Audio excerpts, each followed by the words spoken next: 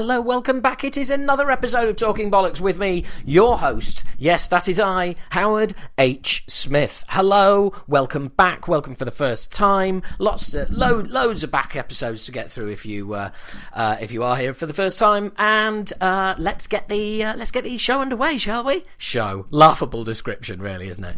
My name is Howard H. Smith. I am lead singer of UK thrash band Acid Rain. First album for 29 years, came out in September, called The Age of Entitlement. And no, we haven't toured it. We can't tour it. We've played 4 gigs to support it so far.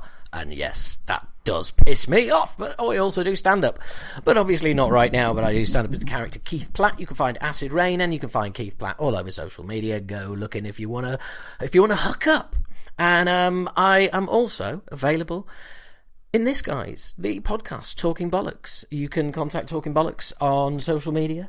I will always respond, even if you're really nasty. In fact, probably better chance of me responding if you are.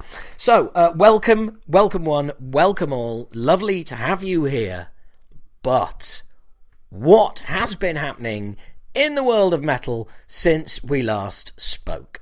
I put out a movie podcast. Yeah, I don't think that's going to make blabbermouth, but I hope you all enjoyed that. There's increased content as this podcast shows, because you're going to get 3 podcasts this month. You've got the movie podcast at the beginning, you've got this one in the middle, and you're going to get one at the end of the month as well. So, and this one is a doozy and a big one. I know it's not all about size, but it does help.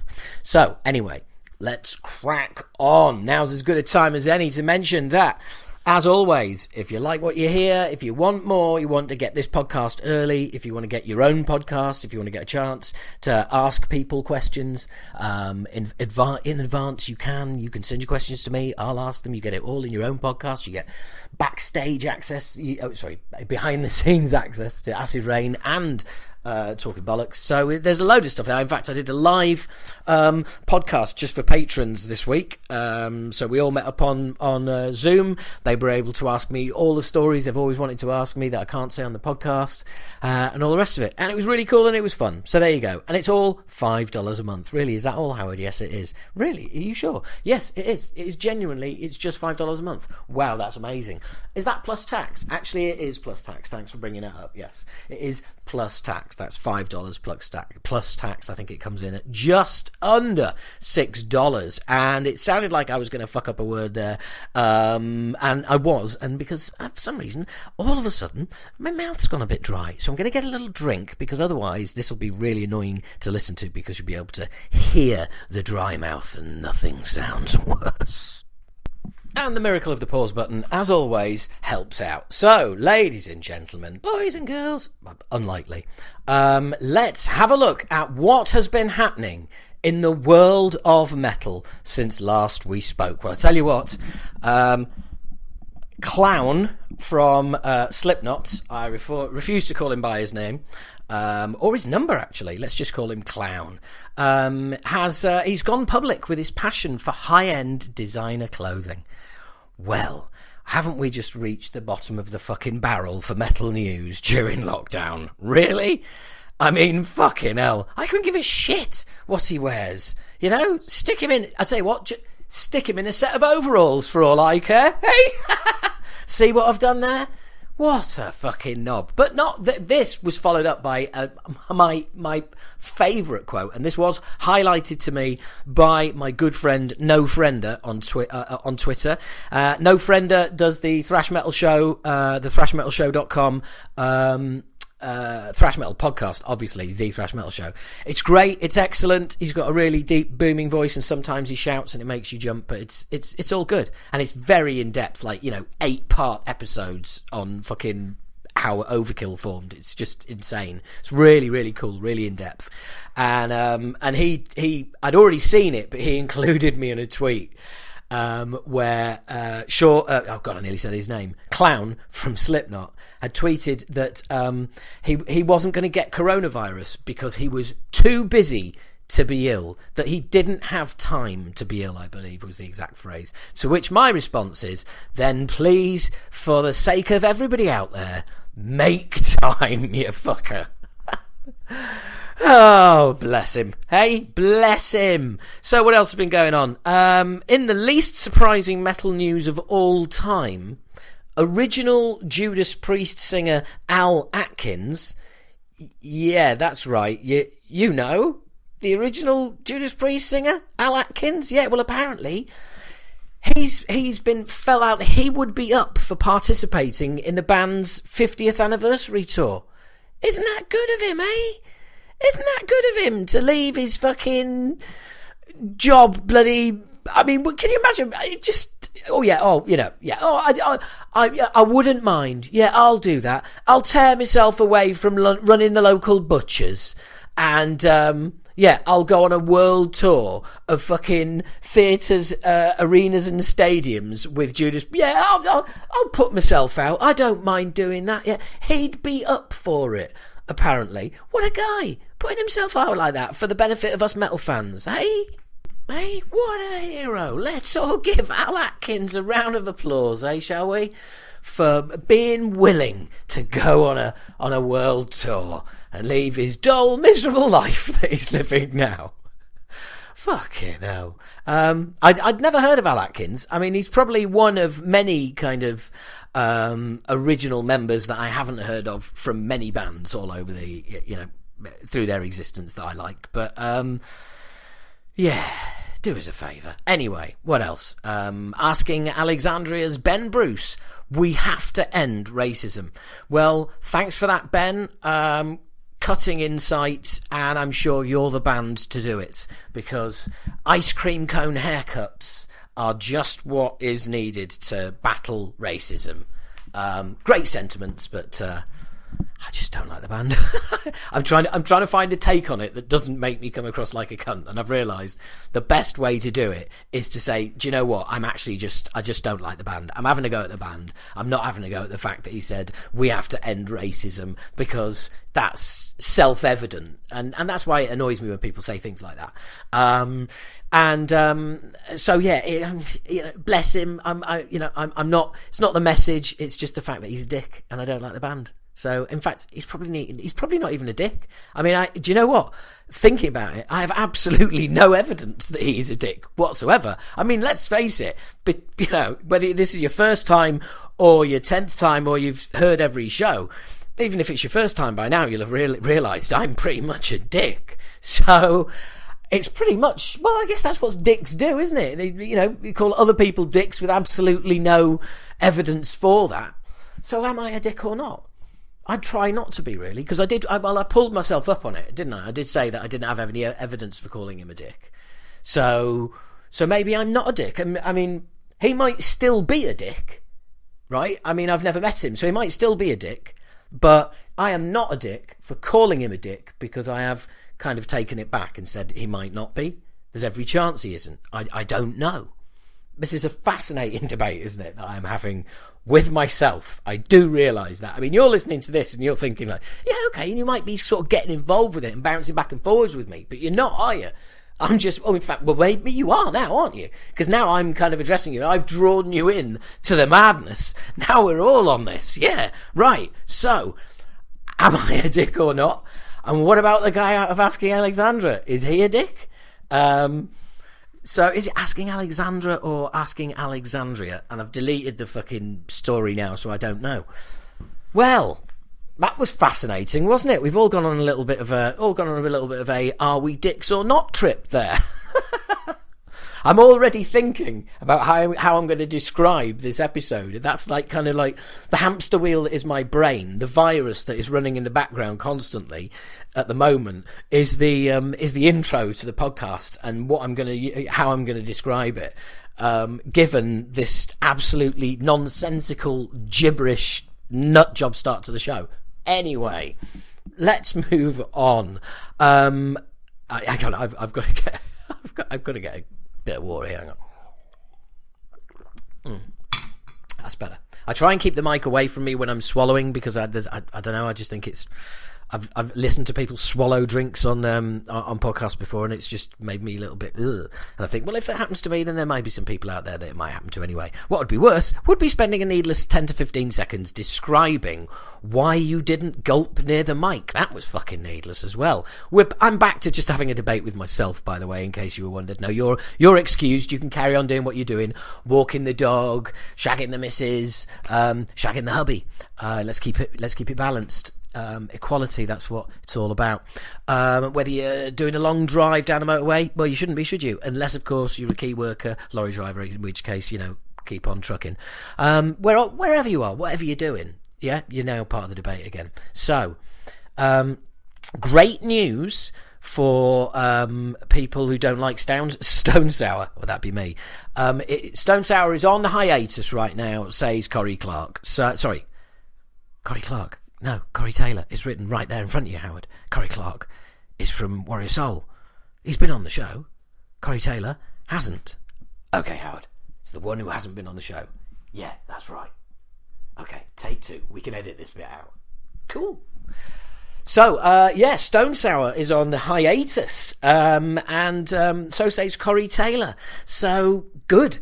That's all I've got to say about that. Absolutely fucking marvellous.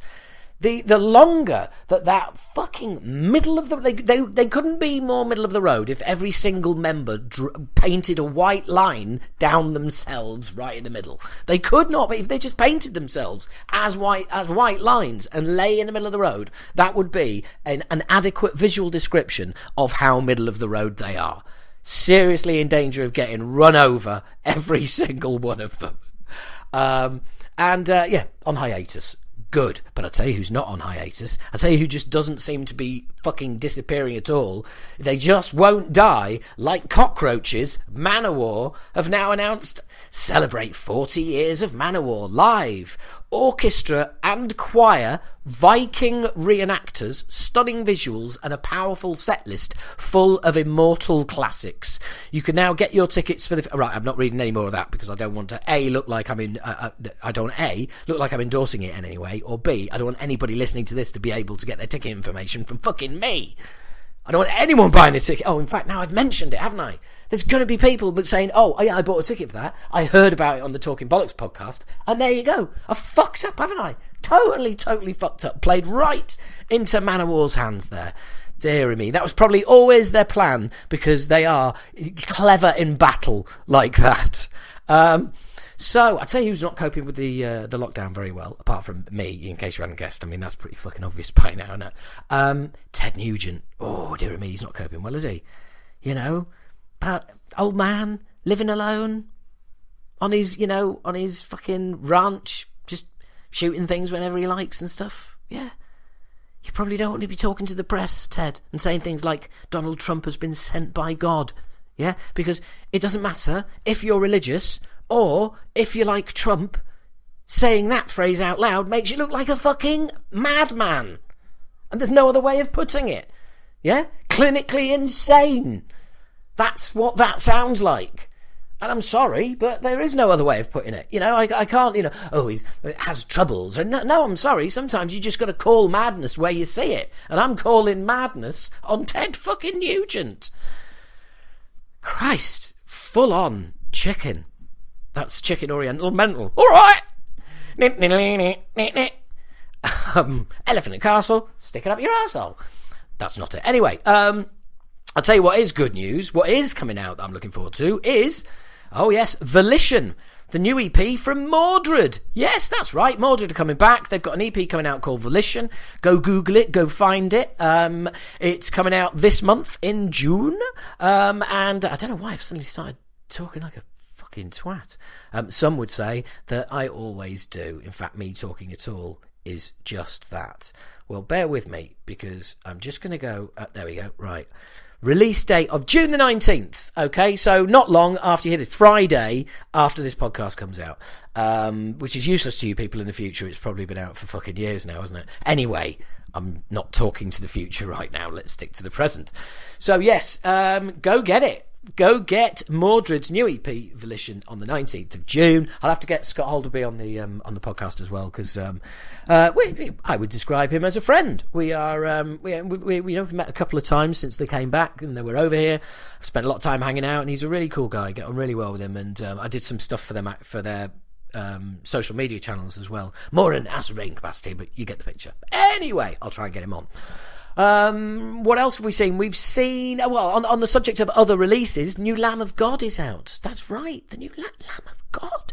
I've got a new album out. I bet everybody's really excited about that.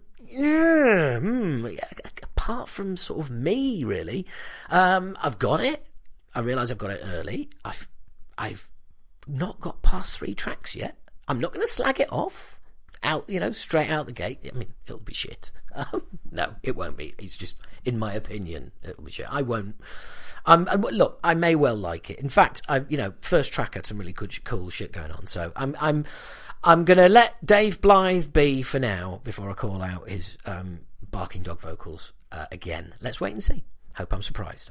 So, what has been going on? What else been going on? Well, I never thought I'd ever cover a story like this on Talking Bollocks. Make myself sound like a fucking journalist, which I'm clearly not, as the previous 15 minutes of empty-headed ramblings and frankly borderline insanity and frontier gibberish. Great phrase. Copyright Bob Mills, Fighting Talk. But, yeah, this is not something I thought I'd ever be saying. Doro has just finished a drive-in gig in Germany. That's right. Doro has been doing a drive-in gig. She did a drive-in gig. Okay, that's basically what I'm trying to say. Now, I just can't imagine.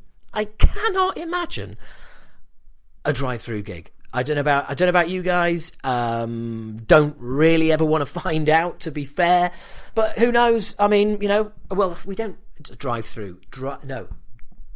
Drive-in gig. Drive-through gig. Drive-through gig. Yeah. Hello, Doro. Yeah. Can I have a Warlock song? Is that all right? Yeah. Which one would you like? I'm going to make up a Warlock song title. Wizard of the North. Because fuck me, that probably is a Warlock song title. Okay. Yeah. No problem. That's me. That's me doing Doro. Is it? Is it really? Is that me doing Doro? Slightly more pitched Howard voice. Okay. Yes, which song would you like? Oh no, this can't go. No, sorry, accidental Nazi. That can't happen. Right, fuck it. Let's get into an interview before I lose my mind. And this is a really cool interview, even though I say so myself. I know because I've had several friends that I sent it or asked to hear it before it was released, and they all said it was really cool. But hey, they might just be being nice to me, and you might hate it. Anyway, let's just get on with it. Yeah, I got to speak to Jimmy, and he's really cool. And this is what we said. Hello, Jimmy. Hey, what's going on? Oh, same as everybody else. Still on lockdown over here in London. Yeah, same here, pretty much. Yeah, whereabouts are you? I'm in Northern California. And when you say pretty much, how tight is lockdown? Well, we've had everyone inside the house for about 2 months now, and it's basically just go out, for, groceries and gas. That's pretty much it. Yeah. But, it's weird because, are you taping this now? Or are we on? Oh yeah. Oh yeah. It's a long form rambling conversation. If we actually get round to talking about music, it'll be a surprise.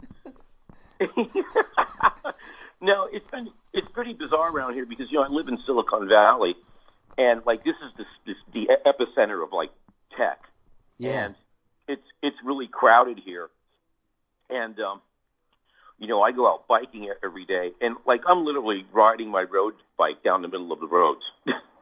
Yeah. Where there's normally dead stop traffic. I was on the expressway the other day, and I normally, I ride in the bike lane. I just rode down the middle of the road. I'm just okay, whatever.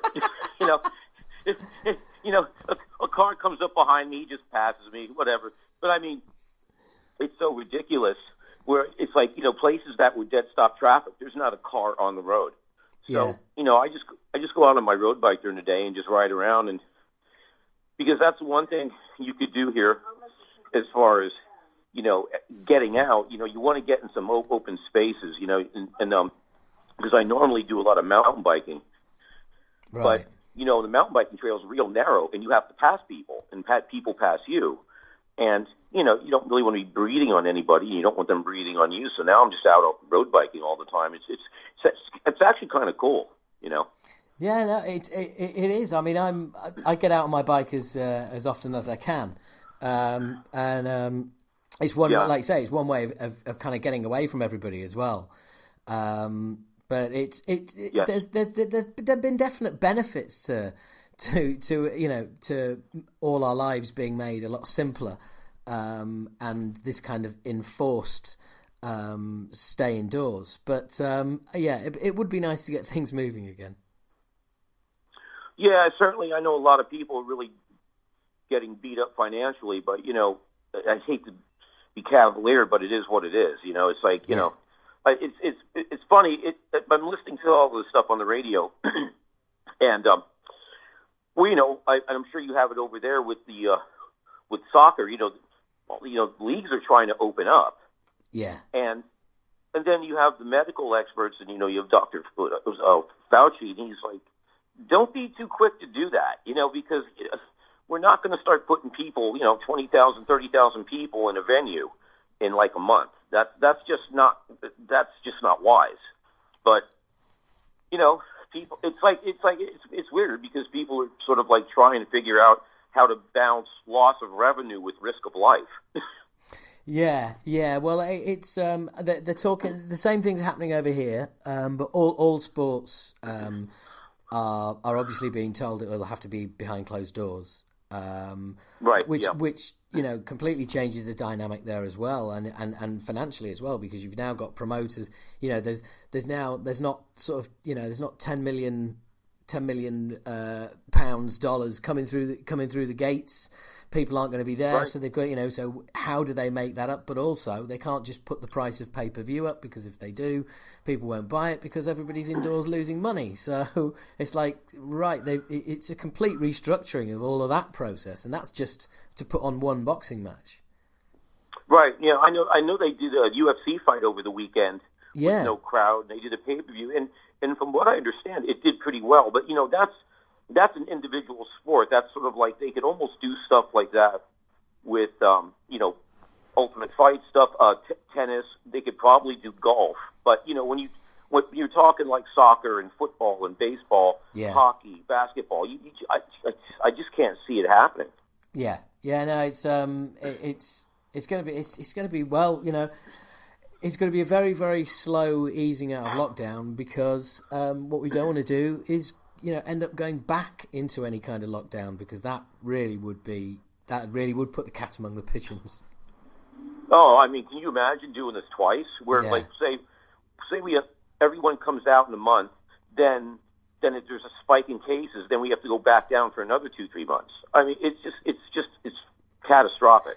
Well, if that happens, honestly, at the end of the day, though, the most important thing is your health and your family's health. So, it is what it is. Yeah, absolutely. I mean, if we do go back into lockdown, I reckon I will complete Netflix. I'll have just watched everything by then. So I don't know if I get some kind of award for that. Howard, that's quite a thing to actually have watched everything on Netflix. Yeah. I have to go to another international region. You know what's funny? I got to tell you, where I live in Northern California, it's like a quiet sort of section, the southern section of San Jose. It's called Los Gatos, and it used to be really quiet and not a lot of traffic. And guess who built 2 major complexes a block from my house? Netflix. Wow. Right. I mean, literally, it's like 30 seconds from my house, and and I kind of live in a rural place, and because I guess one of the guys that started Netflix is from here, and I'm like, do you really have to build this enormous shopping mall campus a block from my house? Yeah, that's well. I think at the moment it's the world's biggest trading company. They've gone huge because of the lockdown. Their share price has gone through the roof. They're like massive. Even well, yeah, because that's exactly yeah. The only thing, but you know what's funny? When I go by there, the place is empty.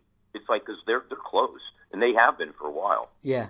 So I don't know if they just have administrative staff in there, but you know, it's funny because there's a hiking trail behind Netflix, and a friend of mine walks. He lives right across the street, and he has to walk his dog through the Netflix parking lot to get to the hiking trail. And you know, he just walks with his little dog, and they have these like ground security that they always come up and hassle him and go, "Hey, you can't be here," and he's just like, "Piss off." Yeah. Yeah, exactly. It's like there's no rules anymore. It's like I was talking to a couple of police officers today actually, because hey, Howard, hold yeah, on, sure. Hold on one second. I just got to do some. Hold on a second. All right, no worries. I had to people coming in and out of the house. I just had to see what was going on. Hey, so no go ahead. worries. You were talking to. Sorry about that. Life is going on here all the time. So you were talking to a police officer. Yeah, I was talking to a couple of cops because there's a hairdresser's, and on the door it says that you know, I'm not here, but ring this number and I can be here in 5 minutes, or ring this mobile number and private visits can be arranged. Now, hairdressers are still supposed to be closed, but the police were saying that basically her advertising that it's not illegal, but if somebody was then to go and do that, then they would both... That's illegal. Yeah. So it's like, and I was like, right, okay, so what's going on? And they were like, oh, just, you know, I don't know. It was just completely confused. Everything is completely confused. But so are you work-wise? I'm not sure. Do you still have your music shop? No, and I'm glad I don't right now. Yeah, for a big, massive sigh of relief. Oh my God, that was no. You know, I closed that a few years ago because I had this drum shop for about 10 or 11 years, and it just got to be a point where I was just spread too thin. Where, you know, I was touring 8-9 months a year. I had the drum shop, and I had a manager, and I had a competent staff, but I was still like doing the bookkeeping on the road while I was touring, and you know, ordering and all this other stuff. And then, you know, I come home and I've got other business stuff going on. I've got kids, and I'm like, okay, something's got to give here. Yeah. Because, you know, I just had way too much on my plate. And in hindsight, I'm glad I closed it because, you know, the issue with it is, to be quite honest, to do anything brick and mortar these days is extremely difficult. And, you know, I saw over the years after I opened it, our in-store sales were good, and then the internet sales would go up, and at some point the internet sales surpassed the in-store sales, and basically mostly everything now, you know, is mostly internet. So, and with commercial rents being so expensive here, and in most major cities, it's just not worth doing. Yeah. You may as well just be an online business, you know, completely. Yeah, exactly. Because it's just so. I mean, you know, I liked having it. I mean, it was more of a passion than anything. You know, it made money, but it wasn't. You know, no one was getting rich from it, and I just liked doing it.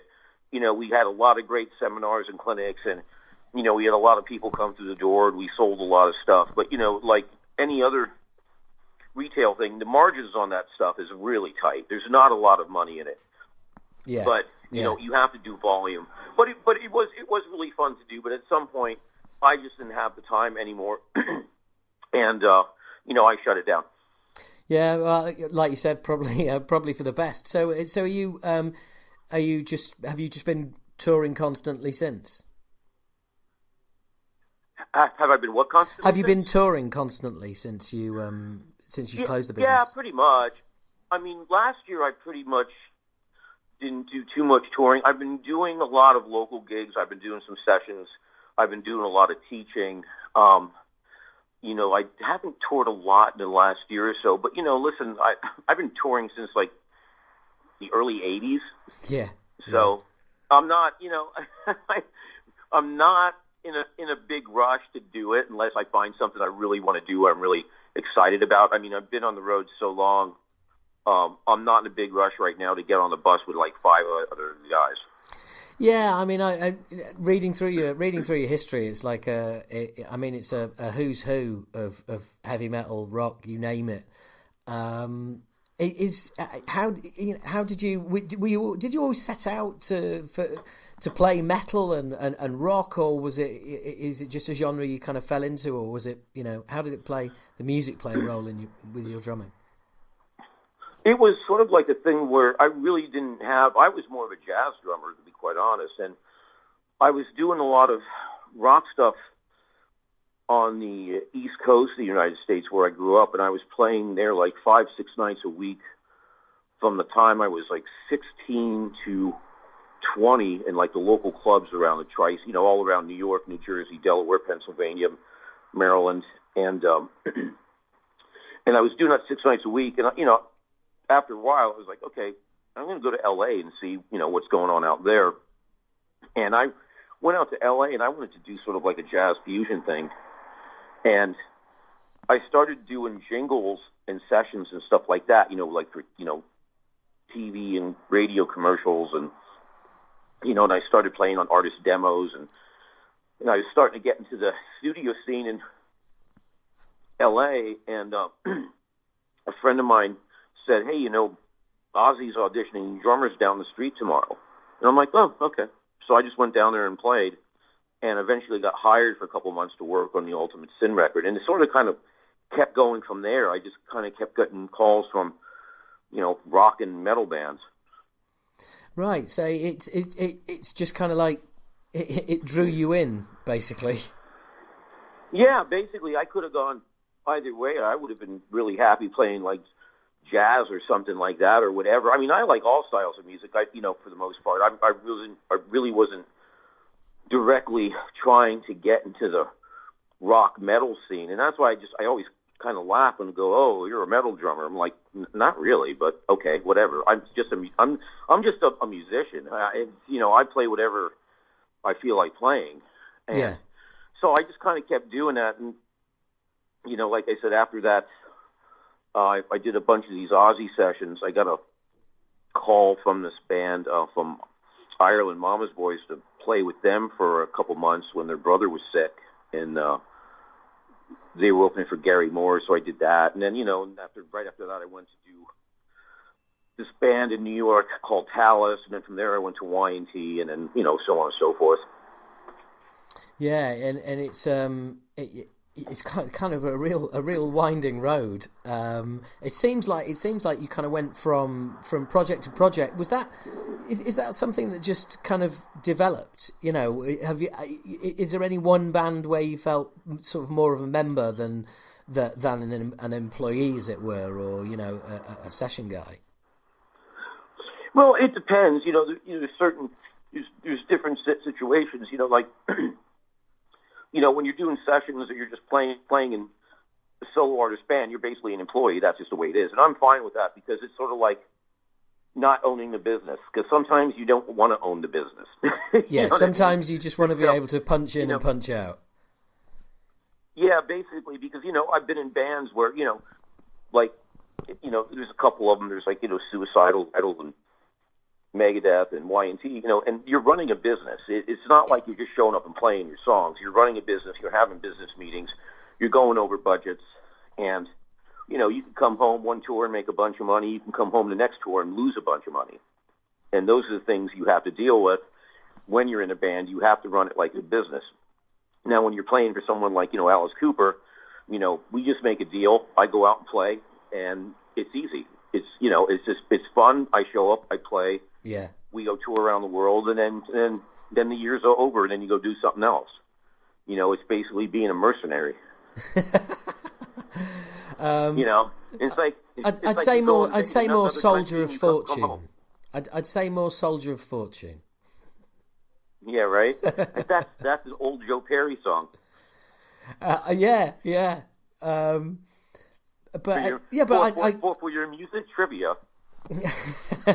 Well, I get exactly what you mean as well, because, like you say, you don't have the external business, worries You know, you're not looking out into the crowd every night thinking, "Oh, how have we done tonight? It's only half full. I hope we've done well on merch." Or you don't have right.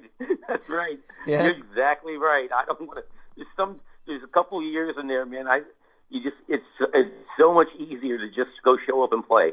You know, it really is. Oh yeah, I know exactly what you mean. I mean, having those things I said earlier, they're exact thoughts I've had on stage while I'm singing away, thinking, it's only half full. I hope we do well on shirts, and and then you have to go. Hang on, there's a show. Or the other one, you see the dog out there, and you go, I hope they didn't let the dog in for free. Yeah. What show is that from? What English movie is that from with the band? Oh, that's Bad News. Yes. Bad News. Yes. The comic strip. I saw that like 30-some years ago. I always remember that. You didn't let the dog in, right? Yeah. Well, funnily enough, I was at a all of those. That was part of this thing called the Comic Strip Presents, and some of the guys who wrote the Young Ones did it as well. And they're just all about to be remastered, re-released, all restored on Blu-ray. And the company who were doing it, the label I'm signed to are part of the same company. So I was invited to the premiere in Leicester Square down in London, where they were going to have a screening screen it in the cinema for the first time ever, which was great. And then when I got there, the guy from the label came up and went and just said, "Look, they haven't got anybody here to anybody here to run the Q&A." And I was like, "All right, moderate it?" And they were like, "Yeah." And I said, and they said, "Would you do it?" I was like, "Yeah, no problem." So I got to Peter Richardson, who's the drummer, Spider, Nigel Planer, who's the bass player, Den. Spider, that's great. Yeah. So we watched it, and then we got to meet them, have a chat, and then we went out on stage and did the whole question and answer for like 45 minutes. It was brilliant. Oh, that's awesome. Yeah, man. Wow. So what are they talking about over there as far as like opening up or opening London up? Is there any talk of that yet? Yesterday was the first day of a slight change, which is they're going to allow garden centres to open.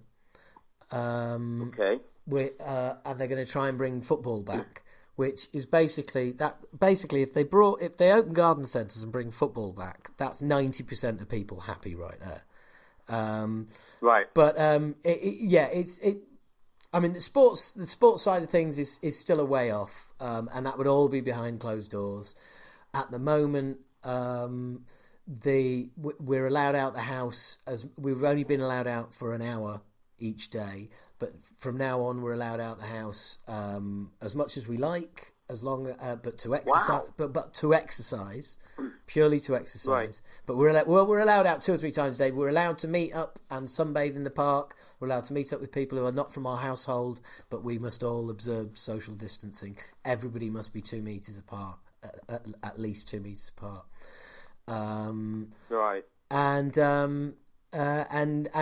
that's the and also, if you can work from home, then work from home. But if you can't work from home, do your best to get into work.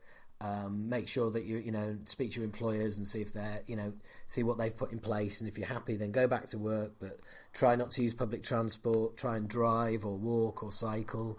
So that's what I was going to ask about the tube. Is the tube closed?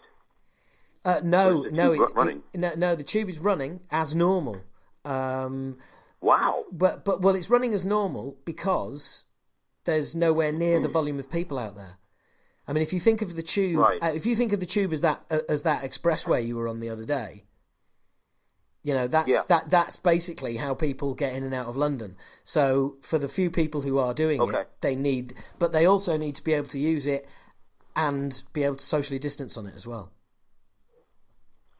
And I imagine, the city is probably sterilizing it to a degree and cleaning it and whatever. I would hope. Absolutely. Yeah. The thing is, they've scaled it down slowly. What they did initially was they started running a half service, and what it did was it meant that the people that were using it were all being stuffed into carriages and they couldn't distance from each other. So that's right. So it's kind of, well, I say it's running as normal. It's scaled back a bit because you don't need it, but they've scaled it back bit by bit. But you could, I mean, I'm near an overland station, and the normal volume of trains are in and out of London every day on there.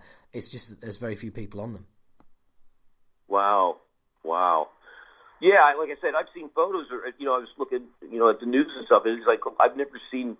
It's like when you look at, like, there was a drone video of like Manhattan, and it's like there's no one there.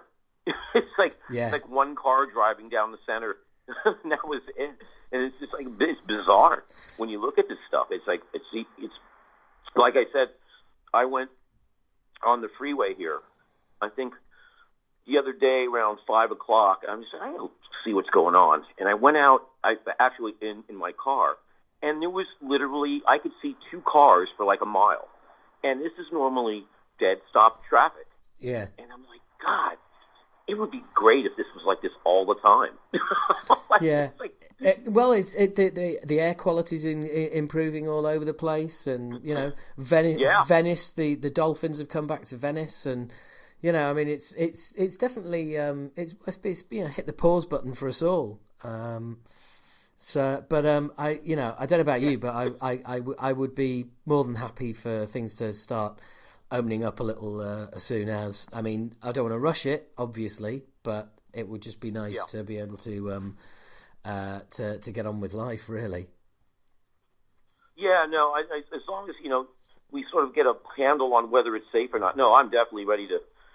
There's some. I mean, I was supposed to do a couple gigs this month, and of course, all of that got canceled. There's no live music, and I don't. Honestly, I don't think. I've talked to guys in different bands over the last couple of weeks, and I won't say who, but, they were like, well, we're hoping for late summer or fall. I'm like, I don't know, man. I really don't think so. No, not a chance. No, there won't be any live shows this year. And also, if you're talking stadium shows, not until there's a vaccine. Simple as that. Can't happen. That's exactly. Just can't happen. I think so. I think you're right. I see everyone's. Yeah. You put 20,000 people in an arena. You only need like 20 or 30 people to have coronavirus, and you've got another massive outbreak. I know. That's what I'm saying. I wouldn't go. I mean, I know one artist told his manager, and here again, I won't say who. He said, "I'm not going back on tour until there's a vaccine." Yeah. Well, I mean, I think that is going to be the way of things. I mean, smaller events, maybe we might start opening up to those, but again, will there be social distancing? Will cinemas open? And but you have to sit at least 2 seats away from people, and same with restaurants. And will that be the easing of lockdown? But we'll still be under fairly strict social distancing rules. So. I think everything could take a lot longer than people realise at the moment. Are restaurants open there now for takeout and pick out? We've been able to order takeout, but you have to. Obviously, you're only they only allowed sort of. I think it's you socially distance. They'll only allowed a few people in each time. But yes, they've remained open throughout. Right. Well, you know what I miss about London? What? Indian food. Right. Okay. Yeah. Oh God, I could kill for a madras right now. I swear to God. It's funny you should say that, because I think curry is it's really hard to get right, because I've eaten curry probably like yourself all around the world, but there's some countries, just like Germany, for instance. Just stop! Don't make curry anymore, please. What's funny? I never had Indian food till the mid '80s, and I was over there rehearsing with Ozzy. And do you remember Bob Daisley? Oh, yeah, keyboard player, yeah. No, Bob Daisley, he was the bass player in the Oh, sorry, bass player, of course. Duh, yes. Sorry. No, it's my fault, I got it wrong. That's all right. Hey, you've been on it a long time. So after rehearsal every night, he'd go, What are you doing tonight, young squire? I'm like, I'm just hanging out. He's like, you want to go get some Indian food? I'm like, yeah, sure. He had every good Indian place in London he knew, and he knew the owner and the manager. So every night after rehearsal, we would go out for Indian food, and it was great. Like, I'm like, oh my God, I love this. And then I remember a couple months later, I went back to the East Coast, and I was like looking around, like, is there any Indian restaurants around here? And there was none. And I'm like, oh, this sucks. And even where I live here in the Bay Area, we have a really large Indian population here because a lot of them work, they're here working in tech companies. Yeah. And I swear to God, I cannot find one good Indian restaurant here. Well, that's because that would appear to be because the Indian people that you've got there are all scholars and don't need to fall back on their culinary skills. Hardly. That seems to be... No, definitely. There was one place that opened. There was one place that opened about a year ago, and it's new. And I'm like, all right, I got to go try it. And and literally, I'm like, oh, I'll just try a tikka, see how that goes. And it literally tasted like sauce, and then like basically they dumped some chicken meat in it and like boiled it for 3 minutes and took it out, because you know that's got to soak for a long time. Yeah. And I'm just like, this is like the McDonald's of curry. I'm like, Well, I tell you what, I think you're the first American I've ever spoken to who the one thing they missed about London was food. But to be fair, it's not British food, so I'll give you that. Well, I do other things, but that's just the one thing. I mean, rest assured, that's the thing about walking around London. You could walk in just about any Indian cafe and get a good curry. It seems, Yeah. No, it's well, from where I'm from originally, up in Yorkshire, got a place called Bradford near there, which is absolutely incredible for curry. It really is, and it's kind of, it's almost like the cheaper the price, the better the curry. It really is. It's absolutely fantastic. So when was the last time you were over here? It's like around here with Mexican food, because we have a large Hispanic community and Mexican food, and it's like, I think I've had Mexican. It's funny. I've had Mexican food in Germany before, and I was like, yeah, don't do that again. Right. So your Mexican food is my curry in Germany. Yeah. I think they should just hang with the schnitzel.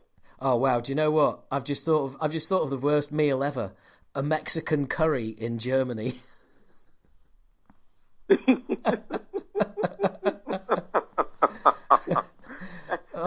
That sounds like a stomach pump for sure. Oh man, you're not coming. I think I'd rather have coronavirus. You're not going to come back from that. That's going to burn. I know. I've done all that weird stuff traveling where I'm like, you know what? How about I'll try Mexican food in Iceland? All right. No, that was a bad idea.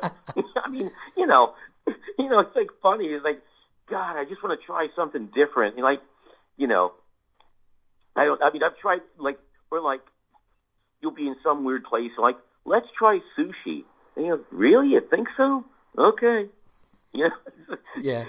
If we're dead tomorrow, you know why? It's like, Well, I think it's after, especially when you're on the road. If you get a chance to eat in a decent restaurant, you really want to make the most of it. Yeah, no, without a doubt. And that's the thing. You just want to change it up for your palate, because you've been out on the road so long. And, basically when you have catering, the catering even gets old after a while, where you're like, okay, I need something else. I mean, even though, it's usually pretty good, but sometimes you just kind of get bored with it. You have to try it and mix it up. But, we've had all sorts of culinary adventures. It's too bad they didn't have internet when I was touring. Where I could have done like a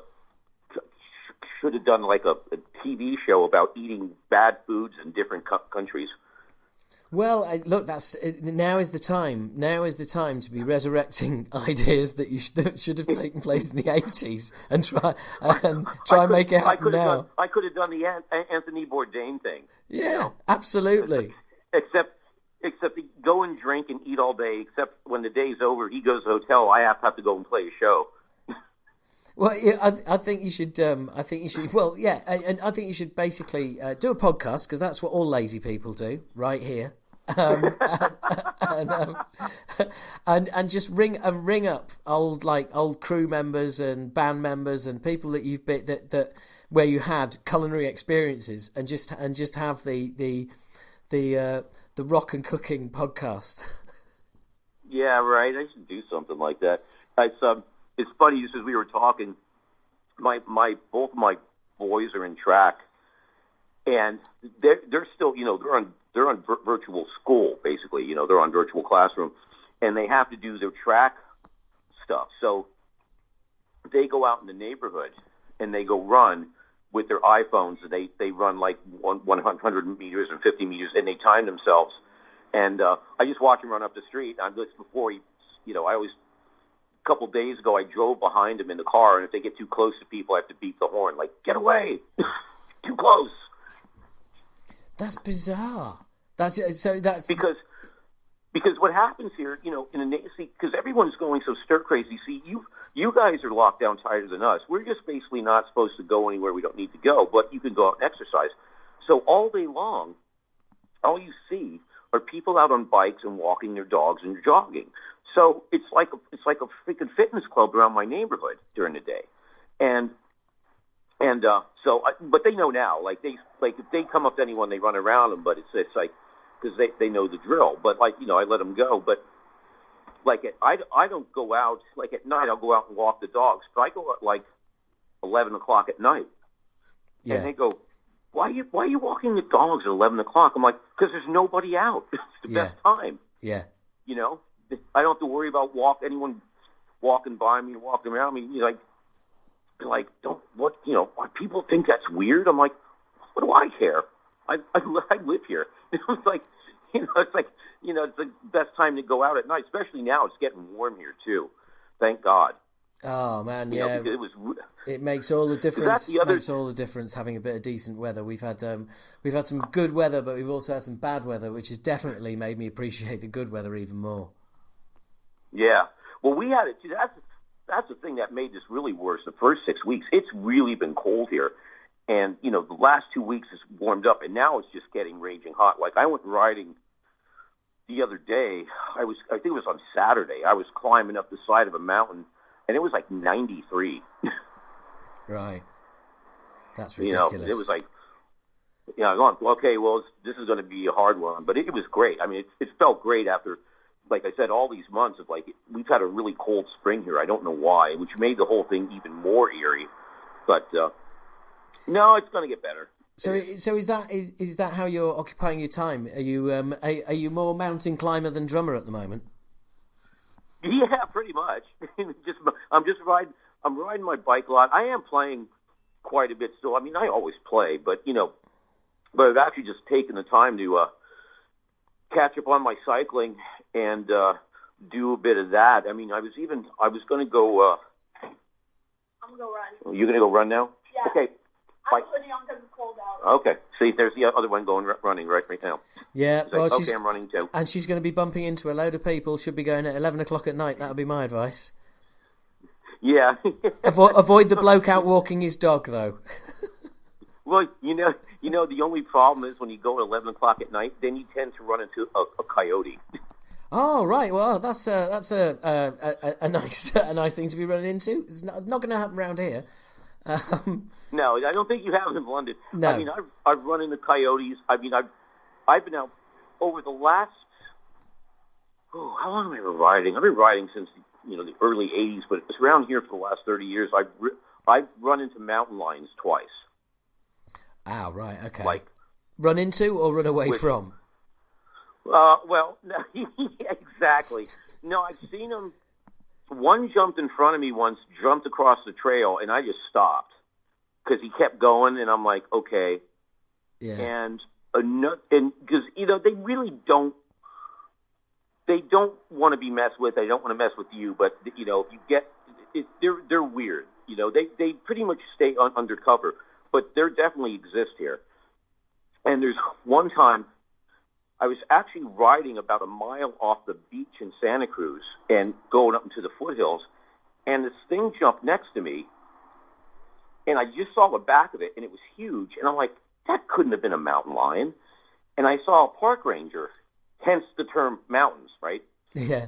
And I saw a park ranger when I got back to my car, and I go, hey, I saw a mountain lion. Is that possible? He goes, oh, yeah, they always like to come down to the beach. I'm like, Jesus, you have to be kidding me. Like, mountain lions, stay in the mountains. Don't come down to the water. Yeah. No beach for you. The beach is off limits. Yeah, come on, man. Give me a break here.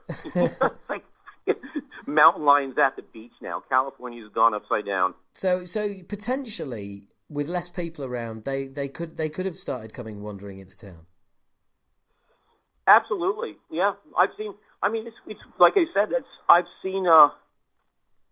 Someone said they'd seen a bunch of deer walking around the neighborhood, and I'm like, yeah, because there's no one out. I mean, they're like, they normally avoid people, but if they're not seeing people, or encountering people, they're going to like look around a little bit. Yeah. Yeah.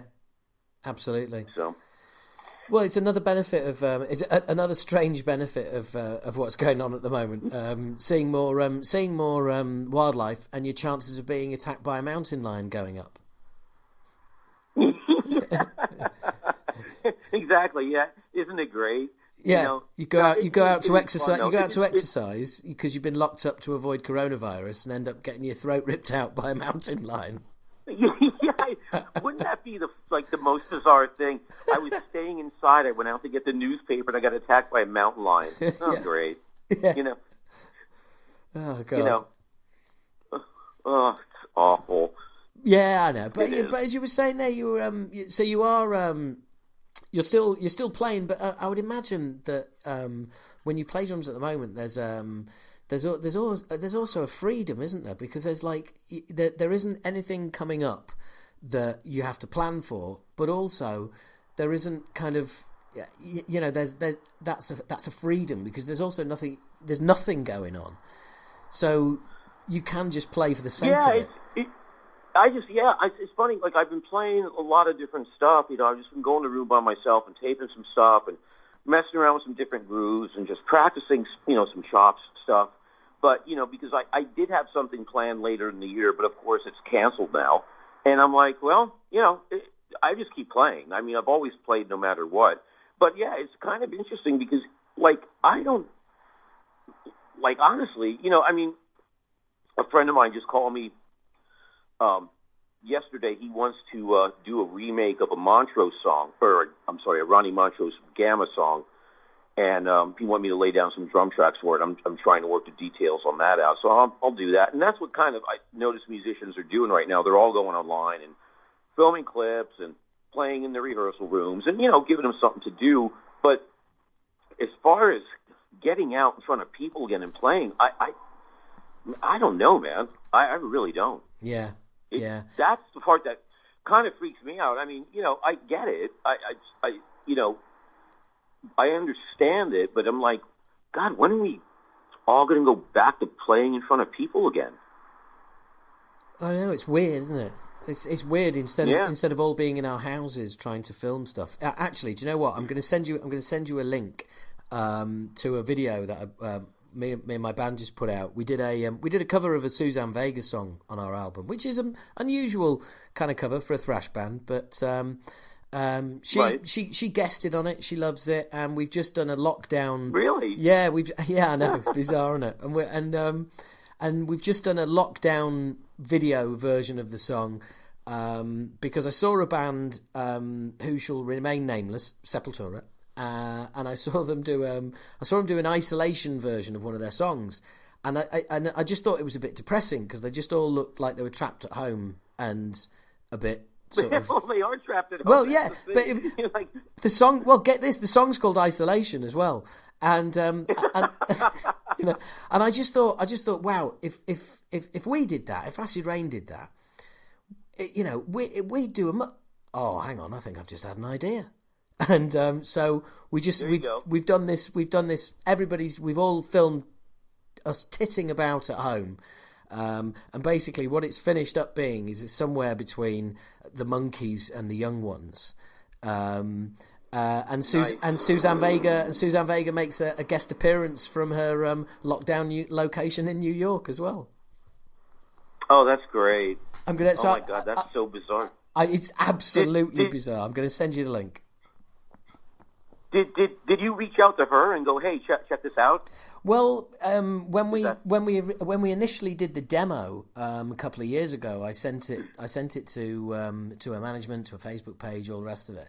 And about 2 weeks later, I'd been doing a comedy show, and I just got in and was sat on the sofa, and I was messaging with a few people, and this message popped up, and I didn't recognise it, and I opened it, and it was from Suzanne Vega's Facebook page, and it was the woman herself saying, I love this, in capital letters with a hearts for eyes emoji.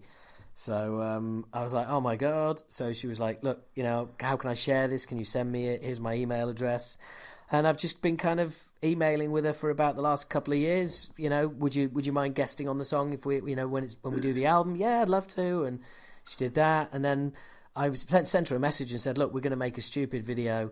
Would you record, you know, a guest appearance? And she emailed me back within half an hour and said, yeah, you know, what do you need? So oh, that's great. It's bizarre because I mean she's like one of my all-time favorite artists.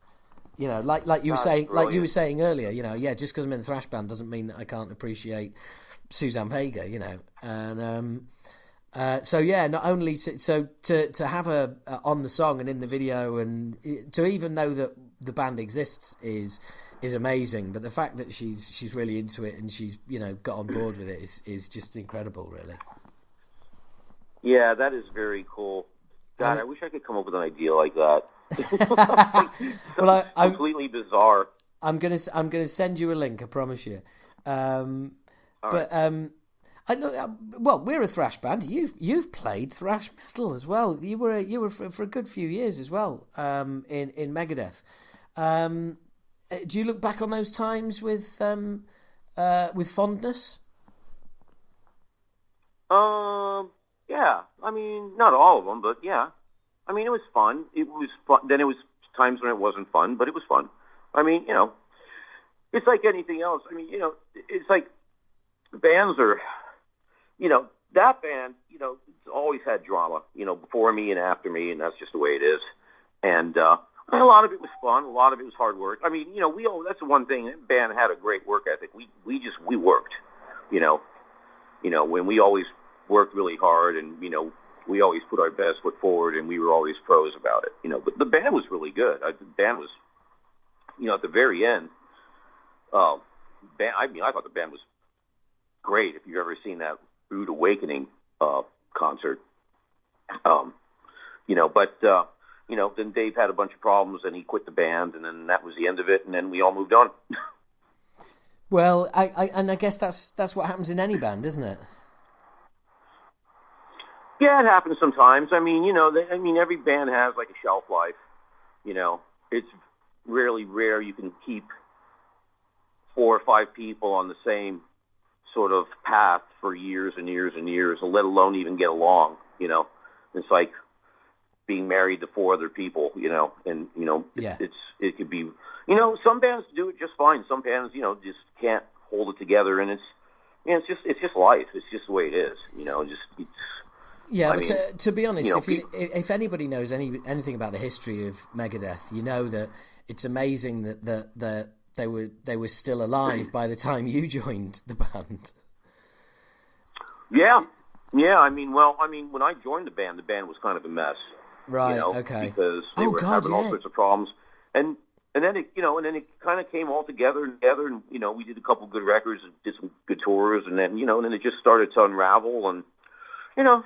It's sad, but like I said, I mean, when I look back on it now, I go, it was always a band that was sort of on the edge of blowing up. Right, you know? right, but yeah. like I said, the years I was in it, it was pretty pretty stable for the most part. But there was always sort of there was sort of like a volatility to it. You could just feel it, and you knew it was just going to end at some point. But, at the same time, we kept playing good. We kept playing some good shows for the most part, and did some good records, and and then I was bummed when the whole thing blew up. But then at the same time, I'm like, all right, time to move on. I mean, it's just time. Yeah, and I guess you kind of you develop that kind of that sort of pragmatic attitude that must kind of just build up over time as well, because that pretty much is the process with anything, isn't it? You might be there for one tour, you might be there for 2 albums, but when things change and it's time to go, then it's time to look for the next project. Well, I mean, and after it stopped, it was actually kind of a relief, because honestly, at that point, I had toured nonstop. I remember from 90. I had to be like 10 years. It was 10 years in a row. I was on the road 6 to 8 months a year at least. Right? Yeah. So when it stopped, I'm like, fine, good. Yeah. Thank you. And it's funny. I'm like, oh, and I was like, part of me was relieved. Like, I'm going to stay home for a while. And, over the next couple of months, I got calls from other bands, like, and I won't say who. And like, hey, we're looking for a drummer. Hey, and I'm like, no, I'm out. And they're like, hey, do you want to do this tour? I'm like, no, I'm out. Yeah. And they're like, and our manager called me, and he goes, hey, so-and-so called me today. They want to know if you want to come down and play with them. I'm like, no, I don't think so. And he goes, well, what do you want me to tell them? I'm like, tell them no. I don't know. What's so hard to understand? He's like, you want me to tell them no? I'm like, yeah, tell them no. I'm done. I'm tired. I need a break. And I didn't do anything for a couple of years. I just was like, just bored with it. I did it for so long. I'm like, I'll do some other things. And I remember a couple of years later, we were having a birthday party for the kids on a Friday night, and the home phone rang. And, I never even answered the home phone. I didn't even know we had one. And I answered the phone. It's like 6:30 on a Friday night, and it's this guy. And he's like, hey, I'm looking for Jimmy.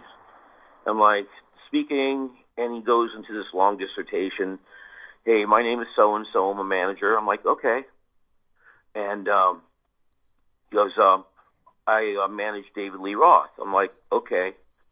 And he goes, listen, we have a one-off gig in Vegas. It's a corporate event, and we need a drummer. Can you do it? And I'm looking around. I'm like, yeah, I think I'll do that. Yeah, absolutely. And he goes, so I'm like, you know what? I'm looking around at this kid's birthday party. I get kids screaming everywhere. I'm like, all right, maybe I should go play a gig. So he goes, all right, so it's in like 10 days.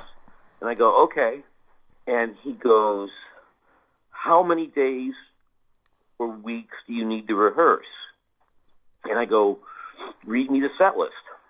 So he reads me the set list, and it's basically the first 5 Van Halen records with 2 or 3 of Dave's solo singles, right? Yeah. And he goes, how long? So what do you need? 5, 6 days? I'm like, for what? He's like, to rehearse. I'm like, I need a day. And he's like, you need a day? I said, yeah, I don't need a day. I'm like, I grew up in the 70s and 80s. If you don't know the first 5 Van Halen records, you're a moron. And he's like, seriously? I'm like, yeah, it's fine. And he's like, all right, cool. So we went down there. We rehearsed for a day in L.A. Then we flew into Vegas, and Dave walked in the dressing room like 15 minutes before we played. And he's like, hey, you must be Jimmy's new drummer. I'm like, I'll be your drummer for the night, Dave. He's like, well, Jimbo, pour yourself a cocktail there. I'm like, all right, Dave. Wow, that's brilliant. That's brilliant. And just think, you know. So, but go on. So we rehearsed in L.A. only for like a day, and the guitar player called Dave and goes, "Hey, you coming to rehearsal?" And he's like, "No, I heard the new drummer's pretty good. I don't need to come down." He's like, "Okay, just checking in." So I never even met the guy before. So that's awesome. That was fun. But that's great as well, because that kind of fell into your lap because the two things that you said no to. Yeah. I mean, I was just like literally hanging around the house and called out the blue. Then I wound up staying with him. I played with him for about, I think it was like 2 years, right before we went back to Van Halen. So then I did that for a while. Oh, cool. So were you playing? I'm a massive fan of his first solo record. So that first record's great. Oh man, that's the best Van Halen album they never made.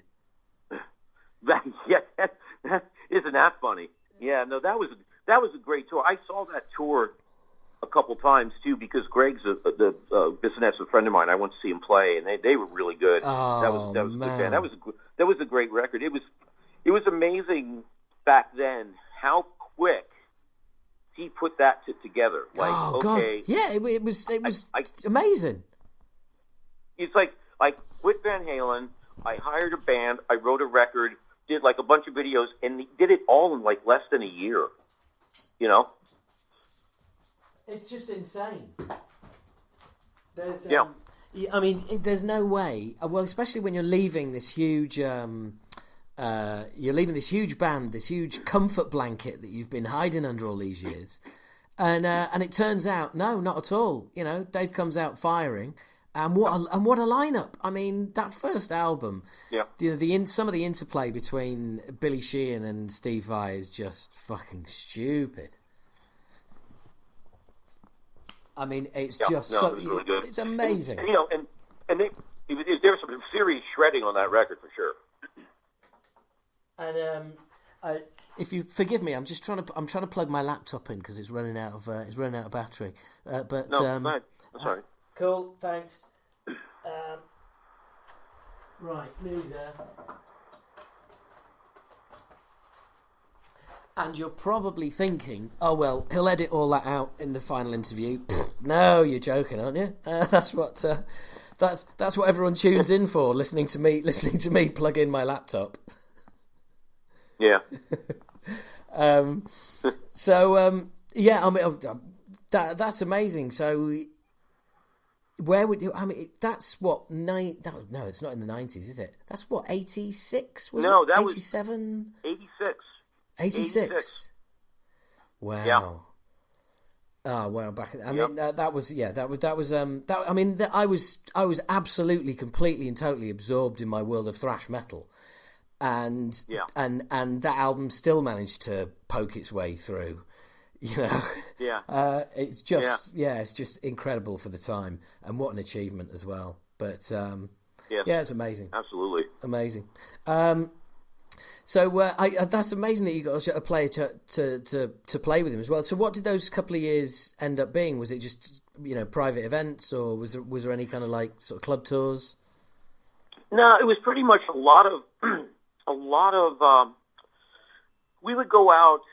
And it was really a perfect scenario for me because, like I said, I don't really want to disappear for 8 months. We would go out for about maybe 2 weeks at a time, and we would do, like amphitheaters. And it's like it was everything. It was like we would do private event, then we do like an amphitheater, and then we do like a theater, and then we do like a huge club, and then we do an amphitheater. It was just like everything. It was just like, wow, this is like. We're playing big places, we're playing small places, we're playing private places, and then we come home for like a week or 2 weeks, and we go back out again. And that's why I said it was perfect. It's like you go out, then you come home and you go back out, and it's like so you don't go out for like 5, 6, 7 weeks and get burned out. You go out for 10 days, come home, recharge, go back out, and that's what we did for years. It was fun. It was great. It was a good time. Got to play a lot of good songs. It was totally killer. Yeah, man, that sounds perfect. And to go from and to make an extreme left turn in the conversation, but I've got to ask this because I'm fascinated by how Jimmy Degrasso ends up hooking up with Suicidal Tendencies. Oh, that was even more bizarre. Okay, so I was playing on a record for this singer Fiona, right? Yeah. Okay, and I was down in L.A. I was doing this record, and the producer, this guy named Mark Tanner, he had friends over at Epic Sony, and I was just doing drum tracks. We just finished a record, and I was hanging out, and he gave, and their A&R guy.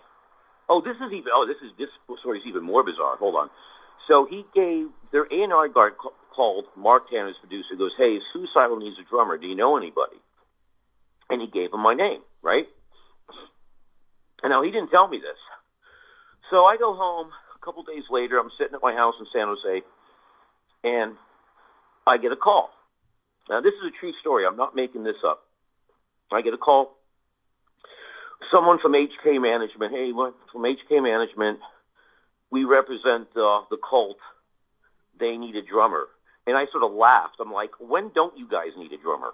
Because this is when they were changing drummer. They were changing drummers every 6 months. Yeah. And I go, would you want to come down and play? I go, yeah, sure. When do you want to do it? They go like, how about Monday? I'm like, all right, cool. I'll see you Monday at 3 o'clock. Okay, perfect. Bye. I'm like, all right, I guess I'll go back to L.A. for the day. An hour later, the phone rings again. And this is before cell phones. So I'm on the landline. And the phone rings again. And this guy goes, hey, I'm looking for Jimmy Degrasso. I'm like, that's me. He goes, my name's Robert Trujillo. I'm like, hey, Robert. I'm like, what's up? He goes, hey, we're looking for a drummer. Want to come down and play? I'm like, yeah, sure. So I'm like, okay. So I go, I'll be in L.A. on Monday. He goes, all right, why don't you come down around like 1 o'clock? I'm like, perfect. So I'm like, oh, okay. This is getting to be a bit busy day. Hang up the phone. So I'm like, all right, I gotta learn. He sent me their CD, The Art of Rebellion. It wasn't even out yet, so I had to learn that before it was even released. So he FedExed it to me, I think, or management did. So then an hour later, the phone rings again, and I'm not making this up. Hey, this is so-and-so from H&R Management. I'm like, hey, how are you? And, hey, listen, we represent Olivia Newton-John. She needs a drummer. I'm like, what? Okay. I swear to God. I go, what is it for? And she's like, and this is when, back, like I said, this is like 92, 93. She goes, Olivia's going to do a residency in Vegas for like 3 months. So it's basically, you're in Vegas for 4 days, we can fly you home. You're in Vegas for 4 days, fly you home. It's like a couple months. And I go, he's like, are you going to be in L.A. anytime soon? I go, I'll be in L.A. Monday. It's like, why don't you come down and play? I'm like, okay. So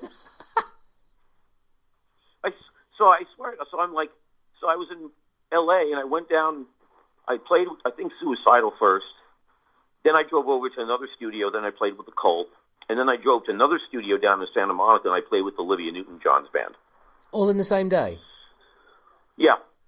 That's insane. But the amount of material I had to learn in like 4 days was just like ridiculous. I'm listening to like Olivia Newton-John greatest hits on a CD.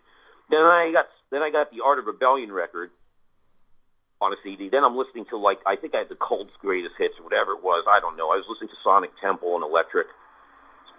And so I went down, played with the Cult, drove over, played with Suicidal, and went and played with her band. And then, like, all right, cool. And then a couple days later, I got a call from Olivia's manager saying, hey, listen, thanks for coming down, but our whole year is canceled because she just came down. She was diagnosed with breast cancer. Oh, so God. She's canceling the entire year. But so I'm like, oh, man, send my regards. And it was really kind of cool because, honestly, when stuff like this goes down, managers never call you back. They just don't care. And she called and said, listen, we appreciate your time. Thanks for coming down. We're keeping your number in our Rolodex, so on and so forth. I'm like, great, no problem. You're welcome. And then about an hour later, Robert called, and he goes, hey, you want to join the band? And I said, yeah. And that was it. And that is how you became a member of Suicidal Tendencies? Wow. It's that simple. What a day. I mean, because I really like the Art of Rebellion record. And then I started digging into their old catalog, and I really liked that band. I thought that band was great.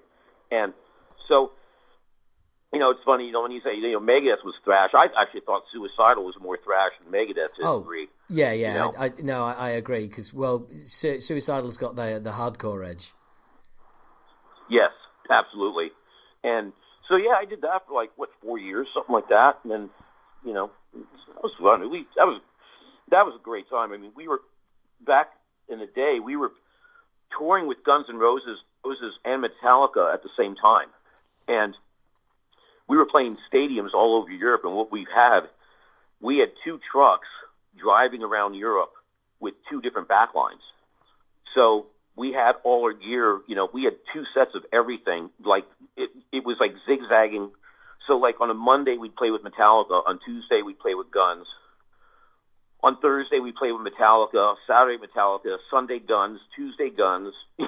That's what it was all summer long. Wow. That's phenomenal. It was insane. It was great. Yeah, it's too right. That's a great way to spend a summer. Well, look, Jimmy, what I want to do is just put a pause on everything there, because I have now got some fan questions for you. Would you have a few minutes extra for these? Yeah, sure. Go ahead. Brilliant. Okay. And that is where Jimmy and I parted. Well, not quite. Obviously, I did the Patreon questions, and so as I mentioned earlier about Patreon, if you'd like to sign up, you get to ask your questions of legends like Jimmy Degrasso. Now, we got on really well. He spent some more time. He was so generous with his time. I emailed him and said, "Look, do you fancy doing? Are you into movies?" He was like, "Yeah." I was like, "Do you want to come and do the movie podcast?" He was like, "Yeah, sounds cool." So we did an interview for the movie podcast. Now, the thing is, basically, we kind of tried to talk about movies, but I think we pretty much failed, and we kept just going all over the map. And basically, I just thought, you know what? For out and out kind of movie fans, I couldn't really drop that episode, because there's not really much about movies in it. There is, and you'll be able to spot me desperately trying to haul the conversation over towards movies and failing, and you'll also spot that I give up after about half an hour. But anyway, it doesn't matter, because I really like Jimmy. He's such a cool guy. We seem to have hit it off and built a rapport very quickly, as you heard in that first half. So this is kind of 2 podcasts in one. It's 2 interviews in one. That first interview, there's been about 3 weeks past, and then here comes the second interview, which was supposed to be for Movie Bollocks, but I'm doing it here because we just can't seem to talk about movies. So don't expect the sting or anything up. Let's just roll straight into part 2. How's it going over there? Not a little better since last time. What about you? Are you still cycling down the middle of freeways? Yeah, not as much. Not as much, but yes. There's it's gotten a little bit busy here, the last couple of days, because they've somewhat opened up Northern California a little bit. So we'll see what happens, but. Still getting a lot of riding in. Are you allowed out more than an hour a day right now? Yeah. No, that's we've been allowed out. Pretty much as we like. We're allowed to meet people from other households, but must still social distance and no more than 5 people. Right. So I don't know how they figure this out. I mean, everyone seems to be making it up as they go along for each part of the world. So. It's all still very weird. No, I totally think they're making it up. I don't think they had any idea. But, people have been inside for 2.5 months or 3 months, whatever it is now. It's just how long can people mentally and socially and psychologically keep doing it? Yeah, absolutely. Well, the thing is, it's kind of you have to weigh it up, don't you? I mean, I was saying to someone, every country has got the lockdown that its government thinks that its people will put up with. You know, Yeah. it's like, for instance, Right. in Spain, my cousin is allowed out 1 hour a day, and if you're outside of your house other than your allotted hour, it's a €600 fine on the spot. So, how do they enforce that? Is there somebody following you around, Well, like a Secret Service agent with like a timer? a timer and a clipboard and a contactless payment machine. I just don't. I don't get it. You know, I just don't. But I mean, Cyprus was even more amazing, where a friend of mine's father was living. In the height of it, you had to text the government. They would text you back a code. That code was valid for 30 minutes. Your only reason to be out would be essential visit to a family member to see if they're all right, essential medication, essential exercise, and essential food. And if you're stopped by the police in that half an hour, if your code is incorrect or out of date, you know, and it's expired, you're fined €900 on the spot. See, that's why I can't afford to live in Europe. Oh man! Dude, well, no, I have a better story. Okay, you want to hear about ridiculous things? Because this is beyond ridiculous. So I go a couple of years ago. I'm going up to Tahoe for the weekend, Lake Tahoe. It's about 4 hours north or east of me. And I'm going up there to mountain bike ride. And for the weekend, and I call a buddy of mine, and he's sort of like a grumpy old man. He's like, nah, I don't want to go. I'm like, why not? He's like, I don't know. I don't feel like it. I'm like, how could you not want to go to Tahoe mountain bike for the weekend? It's gorgeous. There's great trails, and you get away from home. He's like, I don't want to go. All right, cool. So I go up there. I go up late on the Friday night, and I'm coming down into Tahoe Basin on the highway. Now, the speed limit's 70, and I go up there like every week, so I know where all the police hide. And I'm coming down the hill, and I was messing with my iPhone, and there you go. There's a cop sitting right there, right before my exit. So I get off the exit. He gets in behind me. He doesn't even turn his lights on. I know he's pulling me over. And pulls in behind me at the gas station. Like he said, never put his lights on. Pulls up next to me. I go, hey, what's up? He's like, going a little fast there. I'm like, I wasn't paying attention. So he goes, all right, hold on. And so he goes, you know how fast you were doing? I'm like, I don't know, 70? He's like, no. It was way over that. Let's just leave it at that. Like, way, way over that. I'm like, I just wasn't paying attention. So I go, sorry, man. But he goes, thanks for not giving me some bullshit story.